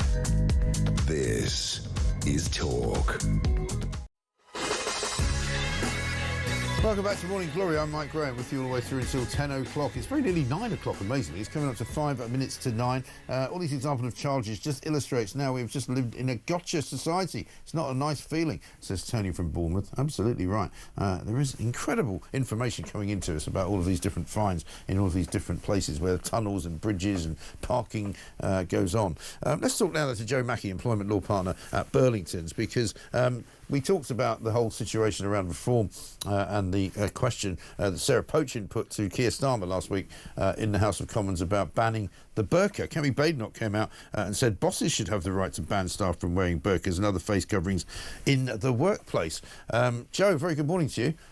Morning, Mike. Big area, this, I know, but I mean, just seen Donald Trump ban face masks for use anywhere near these riots that are going on in California. I mean, do employers have the right to tell their workers what to wear to work? If it's a proportionate means of achieving a reasonable aim, yes, they do. And schools in this country have already succeeded in doing so with a teaching assistant who was told to remove her burqa and niqab, which is the face covering, which covers everything but your eyes. And that was supported in the courts because the proportionate aim, the legitimate aim, was that the children could understand what she was saying and could communicate with her. Yes. By showing her face. And that's what Badenoch's saying. She wants people to be able to communicate and see their faces. And that is reasonable in law. Sure. And I mean, I know, I seem to remember in the midst of time, there have been a couple of cases like this that have been challenged, haven't they? That's right. And I can't remember whether they won or lost. You? So the cases that were challenged, the ones that I know of, have lost. So the employer won. Yeah. But that was because they had a good reason. So if you're working in a business and you just don't like them wearing the burqa, that's not a good reason. But if you've got a health and safety reason, or if there's a reason that, for example, in the case I've mentioned, the kids, they needed to see the teaching assistant's face to communicate the language, to know what she was talking about, that's a good reason. Right. And I remember there's been some cases, haven't there, of people getting on and off buses and things, and if you have to show an ID for something but your face is covered, clearly that's not going to work. You know, if you're going into a bank or something like that, you're not allowed to wear a crash helmet, so should you be allowed to wear a burqa? Well, I think there is already guidance. So, example, when you come into the UK from different countries, immigration officers can say, "I need to see your face to see you on the passport." There's perfectly legitimate reason to do it. So, you can already make the case that we don't want you to wear the burqa, we don't want you to cover your face, as long as you've got a good reason for doing it. And there's an awful lot of good reasons.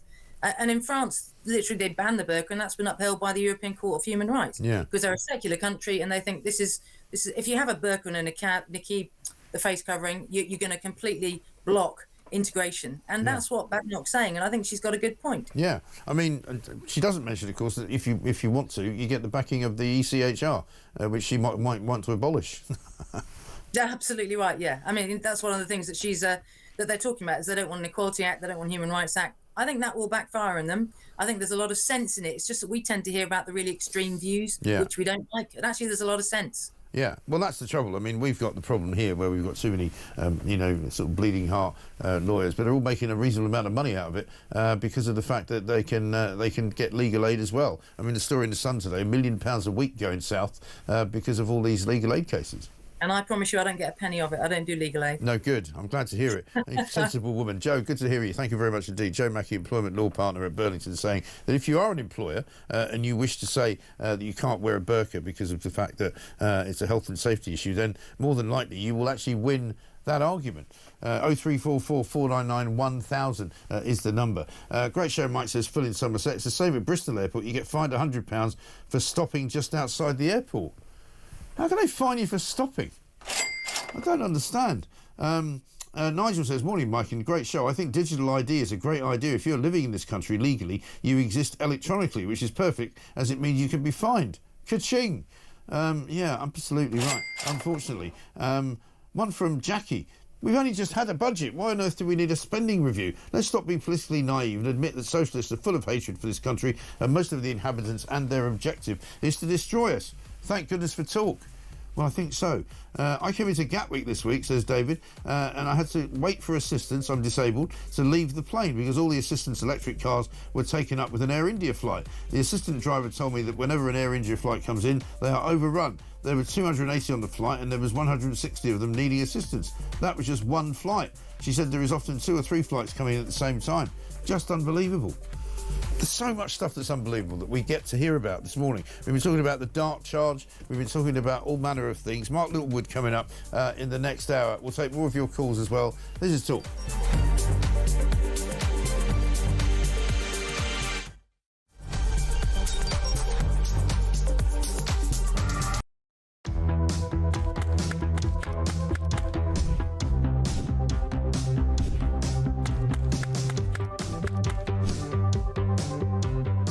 Is it transphobic to say only women have a cervix?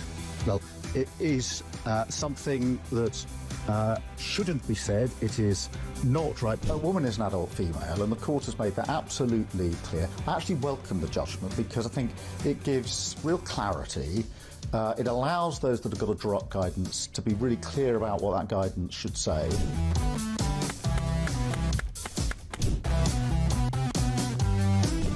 If you want to fight for Remain, vote Labour. Now, there are some who say we don't need Brexit to work. We need to reverse it. I couldn't disagree more.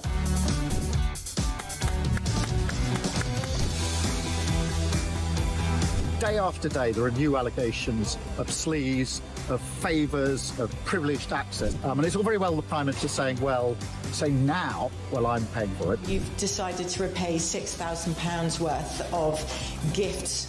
Lord Ali is facing an investigation. I wonder how concerned you are that your biggest donor was not fully transparent. Are you saying you made a mistake? It was right for me to make those repayments. Thank you.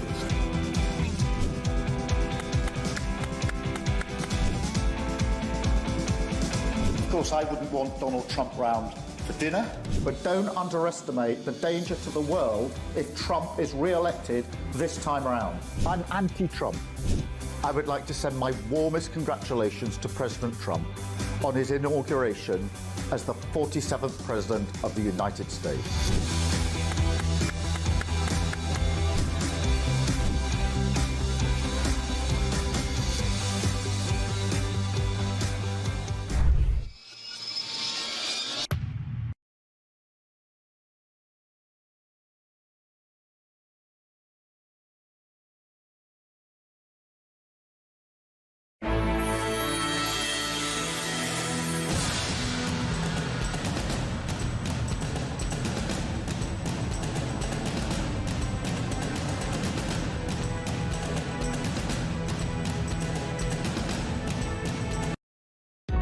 Across the UK, on DAB+, on your smart speaker, on your smart TV, and on your side. This is Talk.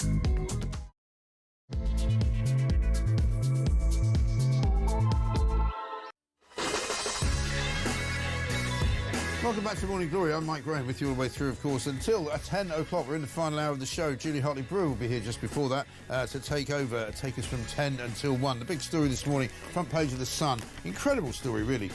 All due thanks to the hard work of a statistician by the name of Jamie Jenkins, who's been on the show already. He's worked out that Britain's £4.7 billion annual bill to keep migrants in hotels and look after them takes every penny of tax from a city the size of Manchester. 582,000 workers actually paying to keep all of these thousands and thousands and thousands of migrants in warm beds with real food, good food, free food, and even a bit of money thrown in as well. Of course, the shocking cost of the crisis extends not just to the people in the hotels, but also to a bunch of lawyers, right, who are all in receipt of legal aid. Some £54.2 million last year went to legal teams seeking to thwart deportation or argue asylum seekers should remain in this country. That means basically £1 million a week is being paid to migrant-chasing lawyers. And this is just between March and December of last year. 45,787 separate legal aid claims were granted at an average cost of £827 per case. We are being ripped off, ladies and gentlemen, to the tune of billions and billions of pounds, and nobody in government seems prepared to do anything about it. Rachel Reeves today will start announcing her pay review, which is coming shortly before she has to make another budget in the autumn, of course. This is going to be where she explains how much government departments are going to be given individually. How much will the police get? How much will Angela Rayner get for housing? How much will Ed Millipede get for net zero? How much is going to go to the Home Office for, amongst other things, the scam that is the migrant hotel bill? Also, meanwhile, in the Daily Mail today, they've got another scam regarding migration. It's a visa scam where dodgy characters set themselves up as companies in this country, tell the government and the Home Office that they have to hire their staff from overseas. They give special amounts of money to be given licences to do that. They then import a load of people, promise them that they're going to get paid £3,000 to £4,000 a week, or £3,000 to £4,000 a month rather. They only pay them less than a third of that, and they get to keep the rest of the money. It's an absolute scam. It's broken Britain all over again. Everybody knows what's going on, apart apparently from, it seems, the government. 0344 499 1000. Meanwhile, Greta Thunberg has been detained over in the Middle East. She's currently in Israel, having been taken by the Israeli authorities. She was on her way to Gaza on the flotilla of peace, or the ship of fools, as I call it. Have a listen to this. My name is Greta Thunberg and I am from Sweden. If you see this video, we have been intercepted and kidnapped in international waters by the Israeli occupational forces or forces that support Israel. I urge all my friends, family and comrades to put pressure on the Swedish government to release me and the others as soon as possible. Yeah, OK then. Let's get Greta free, shall we? I think we've got rather more important things to do. Let's get a voice note from Darren, first of all, on fines. Morning, Mike. Darren from Warsaw. I'm in road haulage. I do 100,000 miles a year plus from Land's End to John O'Groats, and I'm pretty much on my game when it comes to low emission zones, tolls, bridges.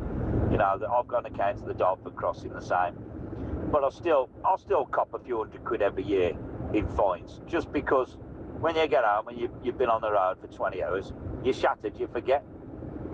You know, I mean, very rare I'll go into central London, but the one time I did, I paid the congestion charge the day before I went in, then the company cancelled the job. Okay, fine. So I rung them up, I said, how can I get my money back, because I paid it and I didn't come in. They're just like, no. I said, yeah, but I paid it, job got cancelled, didn't have to come into London. No. Well, can I have it as a credit? No. Daylight robbery, literally, isn't it? Incredible. Absolutely amazing. Mark Littlewood's here, Director of Popular Conservative. Forgive me, Mark, for 1 second. Keir Starmer delivering a speech at the opening of London Tech Week. Do you think he's going to do an impersonation of a robot? So many aspects of our life, whether that's in health, where I've seen for myself the incredible contribution that tech and AI can make. Standing in a hospital up in the Midlands, talking to consultants who deal with strokes, and they showed me the equipment, the techniques that they are using AI to isolate for stroke victims exactly where the clot is in the brain, in a microsecond of the time it would have taken otherwise, brilliantly saving people's lives in that particular occasion. And shortly after that, I had an incident where I was being shown AI and stethoscopes working together to predict any problems someone might have. So whether it's health or other sectors, it's hugely transformative what can be done here. Last Monday, in fact, I was standing in Scotland launching the Strategic Defence Review of the government. This was a review that I commissioned soon after we came into power to tell me what are the risks that we face as a country in this new era, what are the challenges, what are our capabilities, and how Keir do we Starmer make there, sure the that Prime Minister, talking about clots and AI. Yeah, there's a joke there somewhere. I'm not quite sure what it is.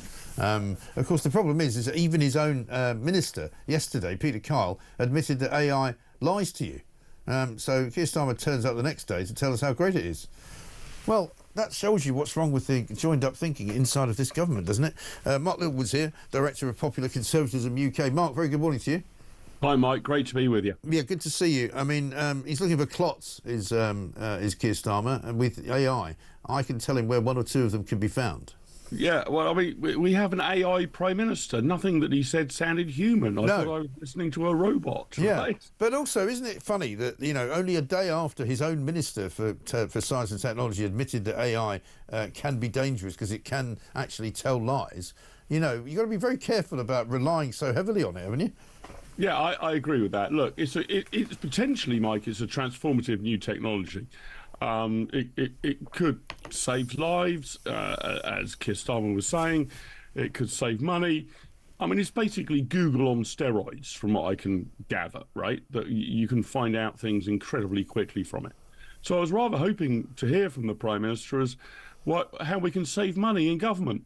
He was explaining how it might be able to investigate a stroke, look at a stroke victim. Great, so presumably we don't need to spend as much money on the NHS going forward then. Well, this should be a money-saving device, basically. Right. However flawed, however imperfect, I'd like to hear from Keir Starmer how much money it can save so we don't need to rely on the taxpayers so much for everything government does. Yeah, absolutely right. You know, there are things that the government could do more efficiently. For example, we learned this morning, not least just about the migrant story, which I'll tell you about, but the fact that we're spending £270 million apparently per year on 6,500 spin doctors in every single government department, which is way too many by anybody's estimation. No government department should have spin doctors. I mean, we've got to get back to government departments just doing their job. Rather than having press offices, marketing departments and all of the rest. What's going to be intriguing, I think, with Reform UK taking over a good number of councils is, I think, one of the things that they're going to lift the lid on is how much money is actually spent by the government on marketing government behaviour. So, yeah, spin doctors shouldn't really exist at all other than in political parties. They shouldn't be at government level. Right. It's extraordinary how much money is spent by politicians and local councils to just tell people how great politicians and local councils are. That's going to come to an end. Well, it has to. And also, as Isabel Oakeshott pointed out, given the fact that there's so many spin doctors, you might think that they would consider a new job, given the view and the PR of this government. I mean, they're not exactly convincing anyone that they're doing a good job, are they? No, exactly that. I mean, but they shouldn't be trying to convince anybody, right? I mean, I don't want my local hospital or my local council, the people who are doing the potholes, to have spin doctors. I want them just to do the job. But Isabel's right that, you know, if they are doing a job, they're doing it badly because there is a huge lack of faith in government authorities and local authorities. But just please, please, please spend less money and spend it on doing the basic jobs you're trying to do well, not on explaining to me why you're marvellous. So, yeah, OK, at the prime ministerial level, the Labour Party probably needs a spin doctor. But, my God, these people are right the way through government trying to explain to us how marvellous every single thing government does is, and it's not. They're doing a poor job, but they shouldn't exist at all. Yeah, I think you're absolutely right. Bear with me, Mark, if you can. Just stay there where you are. We're going to speak to Kevin Hollinrake, MP, Shadow Business Secretary, of course, as well. Let's just have another quick listen in to Keir Starmer, who's speaking at the opening of London Tech Week. And the signal I want to send is this: a Britain that once again, after years of chaos, is a stable partner for investors, that believes the future should be shaped by our democratic values, and that in this volatile world is unequivocally, unashamedly, defiantly even, open for business. And I think and hope you can see that in our approach to trade, in the new deals that we've done just in the last few months, determined as we are to create new markets, whether that's in India, in the US or Europe, all areas where we've made progress recently. You can see it, I hope, in our openness to investment as well. Well, I don't know about you, Kevin Hollinrake. Very good morning to you. I don't recognise this picture that's been painted by the Prime Minister there. I don't remember years of chaos under the Tories. I do remember months of chaos under Labour, and also these new deals he keeps talking about. I mean, most of them aren't deals at all, are they? Morning.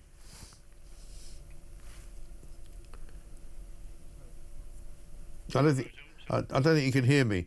Should we go back to Mark Littlewood for a minute? Mark, sorry about that. I'll put it to you. I don't recognise what he just described there. Years of chaos, and suddenly we're now in this great new golden era of business. I mean, business is leaving this country in droves, isn't it? Yeah, I mean, progress was apparently being made in all of these areas. Yeah, it's like listening to an AI robot that's gone wrong, Mike. It's amazing, isn't it? How can he keep coming out with this guff? Yeah, it's extraordinary. I would say in most of the areas that he's listed, we're standing still or going slightly backwards. Yes. So, I mean, this is the problem. It goes back to what you were asking me about just a moment ago, Mike, that politicians can start believing their own guff with no numbers to back it up. I would encourage anybody who's got an AI machine to plug in, is Britain making progress on trade with the EU, the US, India, Africa and Asia? I can't remember exactly what it listed. And the answer will come back if your AI machine is working correctly. No, we're not making progress. Exactly right. Well, we've got an American deal, which isn't a deal. He's still arguing about whether there's going to be any steel tariffs. The car tariffs are still there. They haven't been removed. The deal that he's got with the European Union is not a deal either, because apparently we're getting some new e-gates, and we've got a picture that we put up earlier from Lance Foreman, who happens to be travelling to Mallorca, where there was actually no queue for any Briton going into Mallorca, because it's always been arbitrary. It's always been dependent on each airport. It's always been dependent on, how busy it is at any particular time. The idea that somehow he's improved our travelling. There you go. There's the picture. That was the queue yesterday for getting into Mallorca if you were British. There isn't one, right? So, meanwhile, he's given up a load of fishing rights to Europe in order for us to get not very much in return. Yeah, that's about right, isn't it? I mean, this is why, I'm all for free trade, but I'm also highly sceptical, Mike, about politicians claiming they've signed a trade deal to make our life better. I want there to be easy transfer of goods and services between us and Mallorca, for sake of argument. But the idea that Keir Starmer's made any of this easier. Our terms of trade with the USA are now slightly worse than they were a year ago, not slightly better.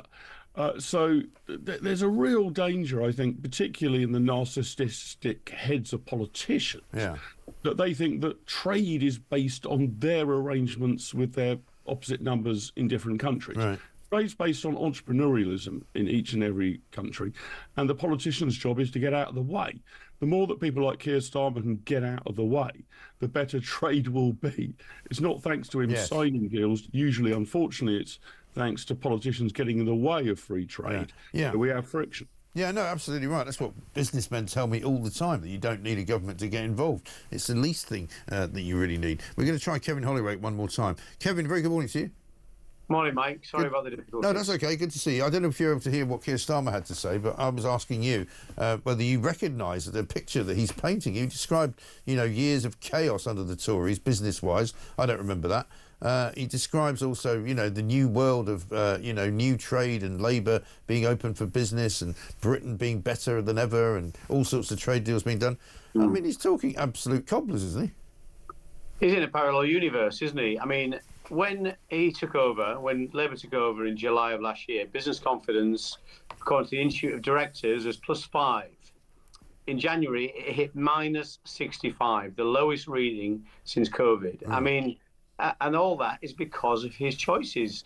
First talking down the economy for 6 months, then whacking with £76 billion of tax and spend, and all the red tape coming down the track in the form of the unemployment bill. You know, it really is one thing after another, and businesses are just not confident out there. I don't recognise what he's saying at all. No. And I mean, also with terms of tech, I mean, his own minister yesterday, his own science minister, Peter Kyle, said he doesn't want to you can't be too cautious about AI because it's, you know, it's technically, you know, prone to telling lies. It might not be right for certain situations.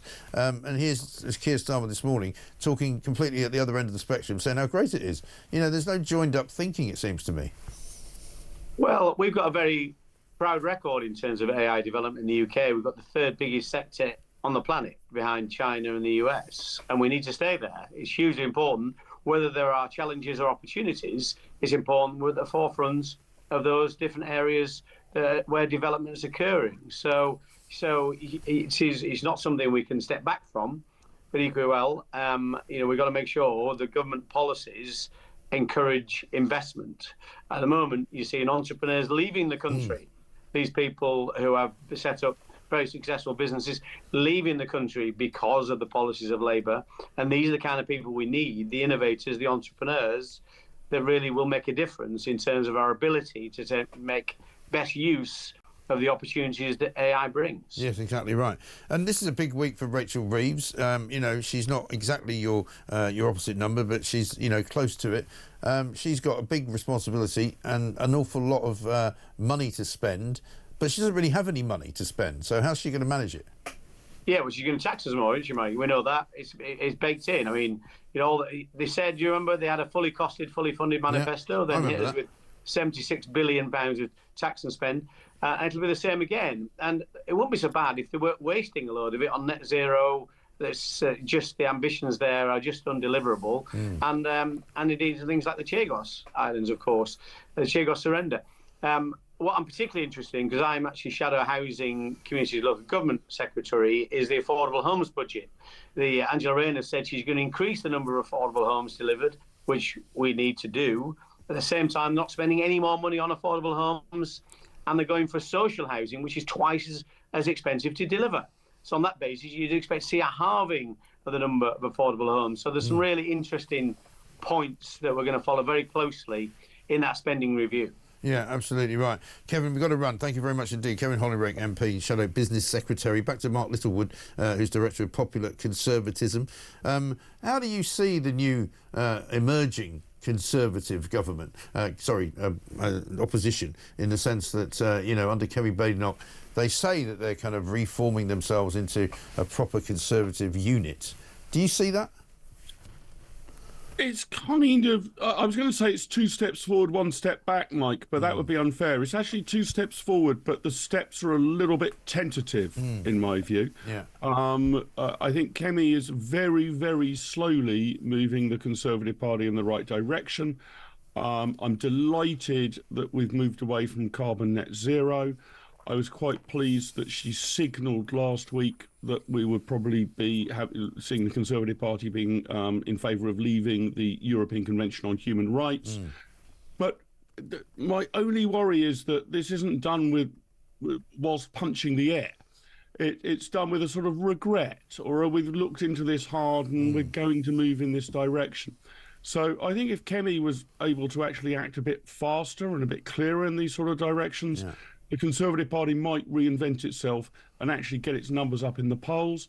If you're doing it this slowly and this surely, even if you're moving in the right direction, I'm a little bit worried the British people aren't listening. I think that's the problem. They've sort of given up on them, and it needs to be an awful rescue mission to get them back. Mark, really good to see you. Good to talk to you. Thank you very much indeed. Mark Littlewood, Director of Popular Conservatism UK. Vincent in North Yorkshire says, if Keith wants to spot a clot, you need only look in the mirror. Absolutely right. And Peter says you didn't need an AI machine to detect the clot during 2 Tiers speech. Great show. Keep up the good work. Yeah, I mean, more coming in on the fines as well and how ludicrous they all are up and down the country. Absolutely incredible. We'll get more of that. Plus, we're going to speak about Dawn French and that video coming up next, right here on Talk.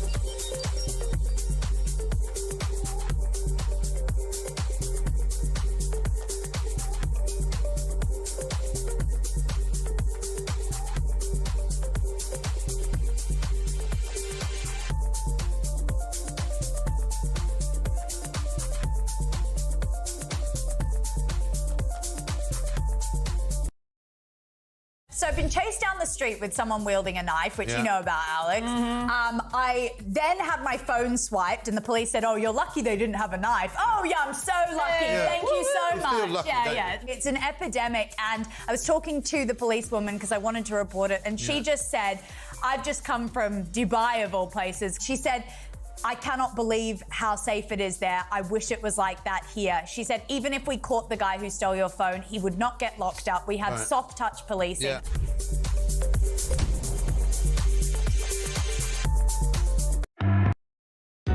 Across the UK, on DAB+, on your smart speaker, on your smart TV, and on your side. This is Talk. Welcome back to Morning Glory. It's 9:25. Goodness gracious me, time has gone very, very quickly this morning. We're going to speak in a moment about Dawn French with Heidi Bakram.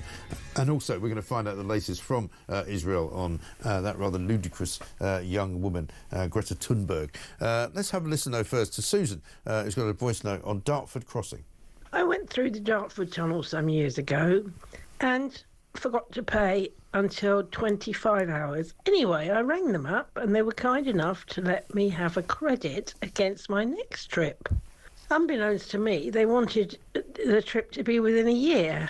So when I went through the next time, I didn't pay because I wasn't aware I had to. When I got the fine, I eventually rang them up.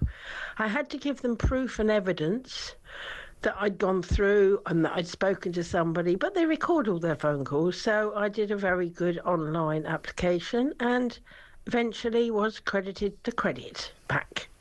You've actually got the money back. Well, then there's some hope for us all, I suppose. But I can, as I say, foresee a moment where they say, and what was the number of the card that you put the money on? And the money on that card will have expired. I bet you any money at all. Let's talk now, though, instead to Heidi Bakram, because if you missed it this weekend, you might want to see this. This is Dawn French, who unbelievably decided to put a video out that was mocking what happened on October the 7th, 2023. Complicated. No, but nuanced. But, you know, bottom line is no. Yeah, but, you know, they did a bad thing to us. I mean, I don't know. Yeah, but no.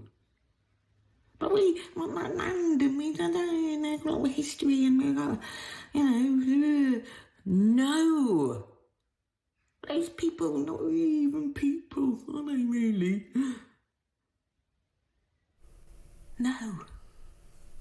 No, indeed. I can't really imagine what thought process would have gone through somebody's mind to do that. Heidi Bakram is here. Heidi, very good morning to you. Thanks for talking to us. Family members of yours were murdered. Family members of yours were taken hostage by Hamas on that day, October the 7th. I mean, I can't imagine what you must have thought when you saw that. I mean, when I first saw it, afterwards I was shaking. And I think it was a mixture of anger and horror, but also real shock that someone like that, who I had memories of growing up as a very kind, jolly, humorous person in some of the most iconic shows in Britain, and there she was being mocking and sneering and cruel about this horrific tragedy that struck us. Yeah. And her apology, which was almost bound to come because she obviously realised she'd gone too far, was not really believable, was it? I don't think it was, anyway.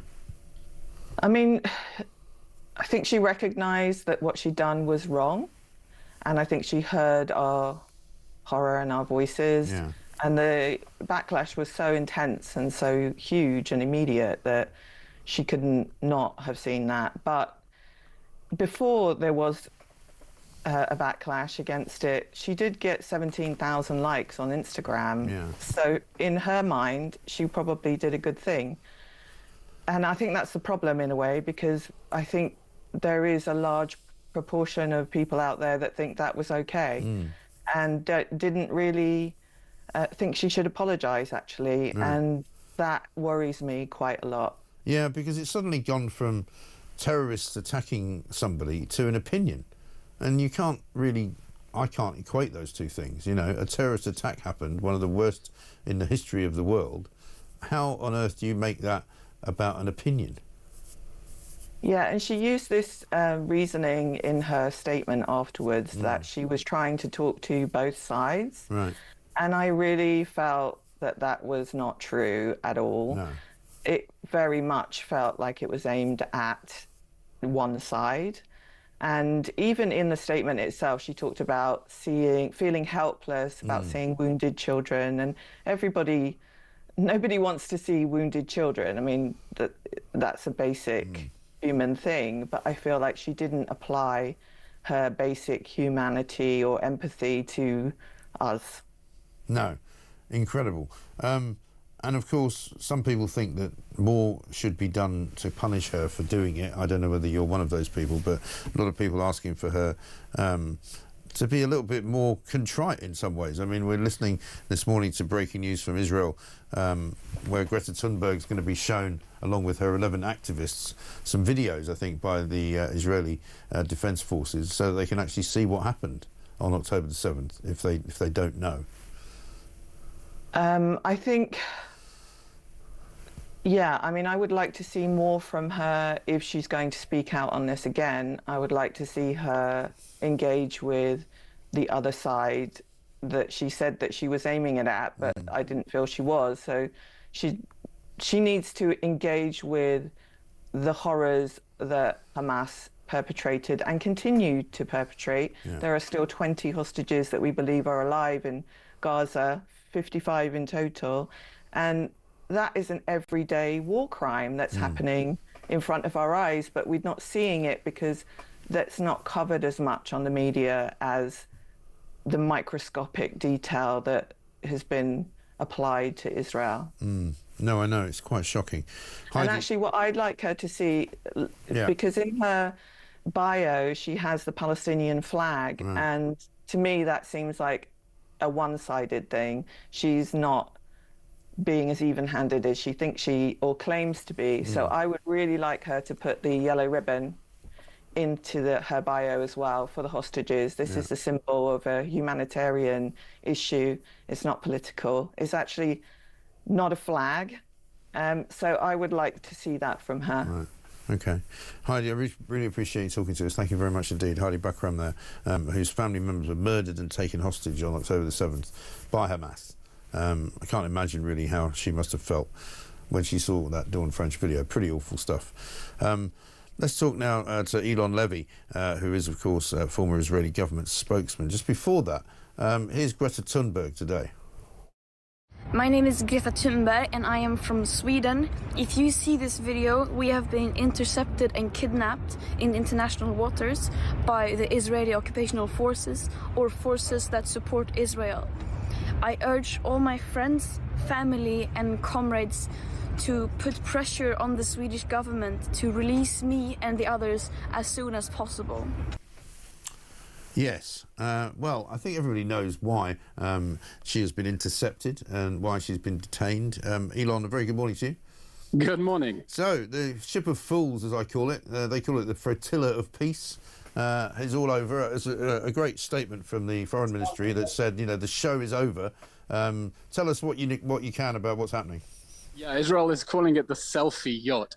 Yeah. I mean, that video from Greta Thunberg, talk about tone deaf and a lack of self-awareness. To say that she's been kidnapped while she's trying to deliver supplies into Hamas-held territory, where Hamas is holding 55 hostages, is just a complete lack of self-awareness and shows how disconnected these activists are from reality. It was a pathetic publicity stunt. Yeah. They tried to make Israel look bad, and instead Israel has distributed an image of Greta looking longingly at an Israeli soldier, giving her a pastrami sandwich in a plastic wrapper. Right. I think it's a fitting ending. Yeah, absolutely right. And they say as well, they had less than a single truckload of aid. They were a waste to deliver aid to the Gaza Strip. They do not involve Instagram selfies.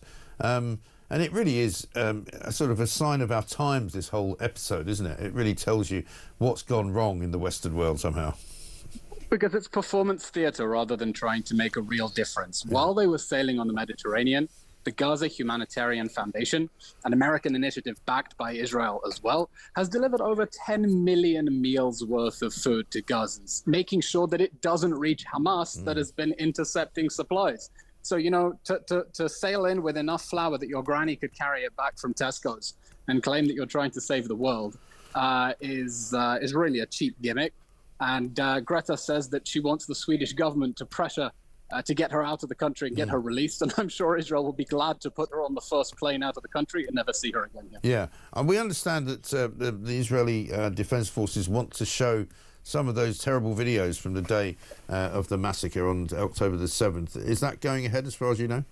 As far as I know, the defense minister has given the instruction that they're to watch footage of the atrocities from the October 7th massacre. I think while they're waiting for their flight, it would be good food for thought to them to watch just some of the footage of how Hamas hunted down Israelis at a music festival on October 7th, murdered people in their homes, and remember that these are the people they're standing up for, that Israel is fighting to remove a jihadi regime from power, and they're trying to intervene on their behalf. And I hope that they remember why Israel is fighting and how intervening on the side of Hamas puts them on the wrong side of history. Yeah, that would be nice, wouldn't it? Good to talk to you, Elon. Thank you very much indeed. Elon Levy, former Israeli government spokesman. So, yeah, kidnapped, taken hostage by the Israeli forces and forced to eat a pastrami sandwich. Doesn't sound like the terrible end that she's making out that it is.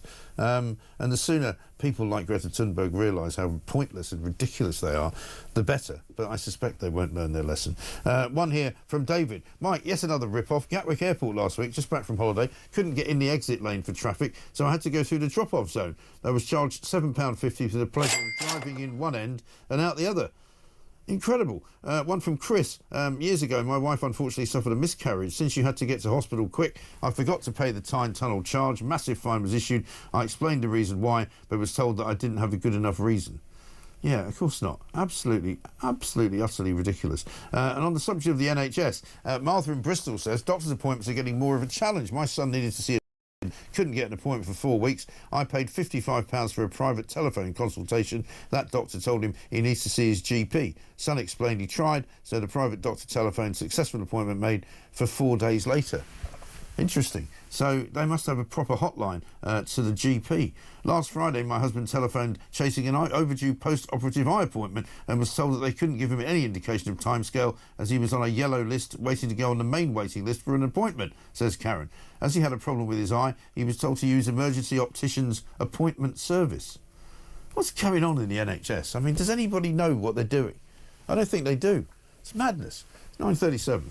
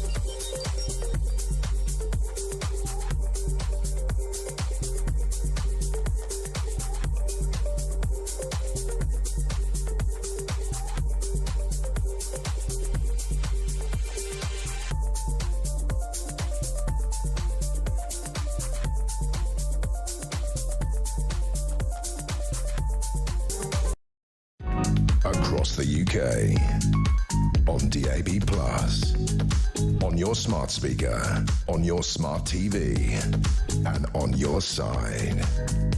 This is Talk.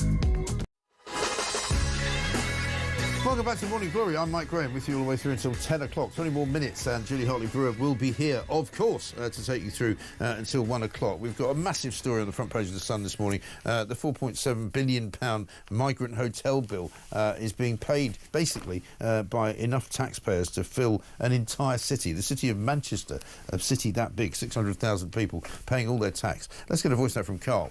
Hi Mike, Carl in Bury. I've just seen this report you're saying about the hotel, the bill being enough money from all the taxpayers in Manchester. What about the bill for that, actually, the money that goes into the houses that they put them into? That's not including that. So it's probably, they keep talking about taking people out of hotels, but all they're doing is putting them into private housing in our communities. So there's just no answer. Cheers, pal. There really isn't. Absolutely incredible, isn't it? It just gets worse and worse and worse. Let's talk about net zero. We haven't really mentioned that this morning, bizarrely. Strangely enough, one of the few days that we don't actually talk about it, but we're going to do it now. Catherine Porter's here, independent energy consultant. Catherine, very good morning to you. Good morning. So, I mean, it's been a relatively quiet time, I think, but I guess the spending review will bring it all back into focus for us, because no doubt crazy Ed Miliband will have a bucket load of money coming his way. Yeah, and unfortunately, he's just not going to spend it on the right things. I was writing in the last few days about a day of absolute chaos we had on the power market on the 29th of May, when our control room had to do almost 25,000 balancing actions. And the reason they had to do this was a combination of high wind but lower than expected. That caused a lot of people to book exports on the interconnectors that then had to be delivered by turning up gas power stations. And those 25,000 balancing actions are being done on software that's a literal relic from the days of privatisation, written in the 1980s. Yes. So we have ancient digital infrastructure. We've got transformers from the 1960s blowing up in London. And so that's really where the money needs to be spent, rather than pouring more money into renewable subsidies. Yeah, I mean, that's absolutely right. I mean, we've got a story this weekend as well, saying the boss of British Gas, Centrica, says basically that Rachel Reeves should raise taxes to bring down energy bills. Well, I mean, that's all very well, but I don't think most people want to see any more actual individual taxes going up. Would you be in favour of the companies being taxed more? Well, no, I actually do think that the renewable subsidies and the carbon taxes should be recovered through taxation rather than from bills. When they're added onto bills, particularly for households, this is extremely regressive, because the people who end up paying the most are the ones that can't afford to, say, improve their insulation, put in better windows or more efficient appliances. And they definitely can't afford heat pumps and electric cars and so on. Right. So I actually do think moving those levies to taxation is better. And also then they're less hidden. Taxes imposed by the Treasury is subject to a lot more scrutiny, and people look at them in terms of value for money, which at the moment nobody's really doing in terms of all of these subsidies. So while I do think that raising taxes is a difficult thing, it's actually fairer, I think, in this case than putting it all on bills. Yeah. Well, certainly people that I speak to don't really understand which bit of the bill is the tax, which bit of the bill is the subsidy, which bit of the bill pays for what. They don't really understand it. What I do get a lot of is people asking me why the standing charge keeps increasing without any real reason. Well, actually, I can answer that. Good. It's something Ofgem's looked at quite a few times. Ofgem's powers are quite limited in this regard. And every time it's looked at this, it's concluded that although standing charges are hard for a lot of people, if you increase the unit cost, that would be extremely hard for the small number of people that rely on electricity to power medical devices in the home. And because there's no mechanism for those people to get reimbursed that money through the benefit system, Ofgem's left having to figure that out for itself. And so it's chosen to put higher standing charges for everybody so that those relatively small number of people aren't disproportionately harmed by this, because what you don't want to have is people who can't afford to run those medical devices, then they would just have to go to hospital. And so because Ofgem doesn't have the power to say, right, those people should actually be supported in those bills through the benefit system, it's chosen to do it this way. And yeah, I mean, it's not ideal, but I can understand why they've done that. Yes. And so, I mean, we're going to see a slight fall in energy prices coming up soon, aren't we? But that's presumably partly because it's coming into the warmer summer months. And I mean, well, they're supposed to be the warmer summer months. Is that gas prices have come down a lot. And actually, when you look at the gas market more broadly, by the end of this year, enough liquefied natural gas projects will have come on around the world to fully replace the volumes that we've lost from Russia. And then next year onwards, new projects will start to push the market into length. So we should see international gas prices reverting back to sort of pre-crisis levels. But we're not expecting to see energy prices falling. And the reason for that is that the subsidies for renewables are going up. The infrastructure investments associated with renewables is going up. We're going to have to pay the capacity market a lot more money. That's renewables backup, because unfortunately a third of our existing gas fleet is likely to retire in the next 5 years. And we're looking at 8-year lead times for new gas turbines. So the market is looking extremely vulnerable, and they're going to have to pour a lot more money into it to try and maintain it in any kind of a secure way. So that's really bad news for bills. Yeah, and it doesn't sound very secure for our war footing that we're supposed to be on either. It's not secure in general, and it's quite funny. So, I mean, ChatGPT is not the source of all wisdom, but I did ask it yesterday what probability it ascribed to having blackouts by 2030. Right. And it said a full system blackout, it's assessed at 1 to 2%, but a 20 to 30% risk of a major regional blackout. And essentially, it said that there's effectively a certainty that every 1 to 2 years we'll have a major system stress event requiring significant intervention by the system operator. Now, it was looking at our capacity problems with the gas fleet retiring, with the existing nuclear reactors retiring, except for Sizewell B, potential electrification, increasing demand, and then this huge vulnerability on infrastructure, which I mentioned before, the digital infrastructure dating back to the 1980s, and then very old transformers and other pieces of important grid equipment also being very old. And so it said essentially if you take all these risks together and then you have days when it's so very cold with low wind in the winter, or very windy in the summer, and with our poor demand forecasting and poor wind forecasting, it's like, and grid constraints, it's very difficult to manage the system, and you know, there are significant risks of it falling over. Yeah, I know. It's dreadful. Absolutely ridiculous in this day and age, 2025. Good to talk to you, Catherine. Thanks very much indeed. Good to see you. Catherine Porter, independent energy consultant there. Steve says this: I had loads of parking credit for visits to my local NHS hospital, which have magically disappeared. So I'm now having to pay for parking I'd already paid for. You've guessed it, year-end loss of credit, and my money vanished. This is unbelievable. How can they get away with this nonsense? Absolutely bonkers. Let's get a voice note from Dave. Oi, oi. Right, this is the problem, right? The whole thing is the problem. Britain's broken. The whole world's broken, right? We talk about all these problems all the time. What happens? Nothing. Nothing gets fixed. Nothing gets done. No plans of attack are done. No updates are given. We're going to do this. No, we're not going to do this. We're going to do that. No, we're not going to do this. Oh, isn't it terrible that we're doing this? We should change that. Yes, let's have a meeting about doing that. Or let's have a debate about doing that. Or let's have a public inquiry about doing that. It's all ruddy stuffed. The whole system is stuffed. So here is the answer to the solution.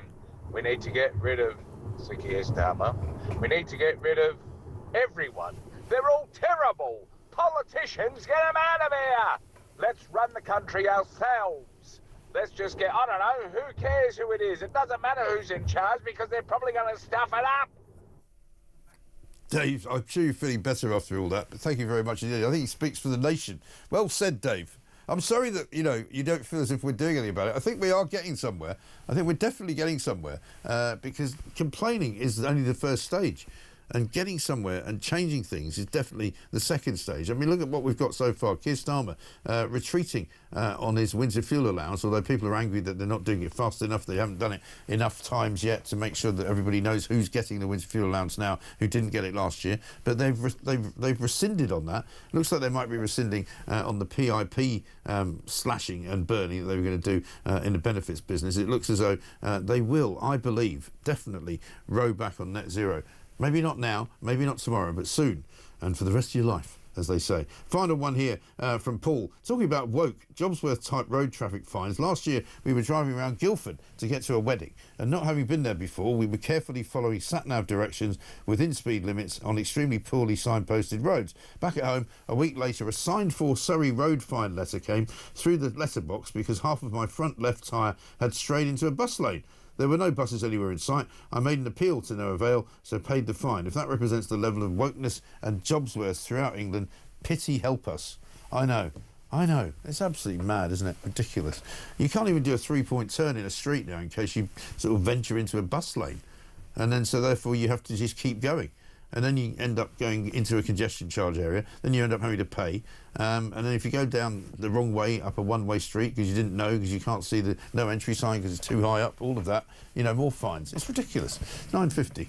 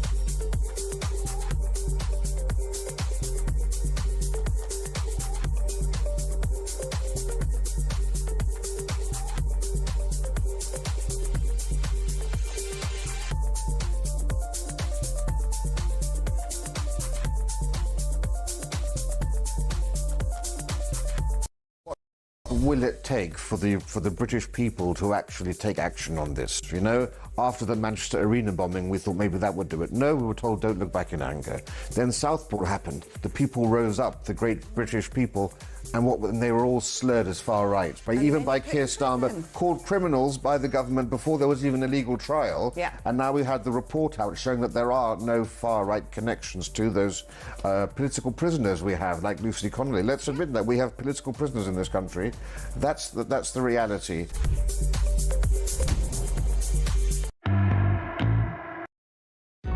Across the UK, on DAB+, on your smart speaker, on your smart TV, and on your side.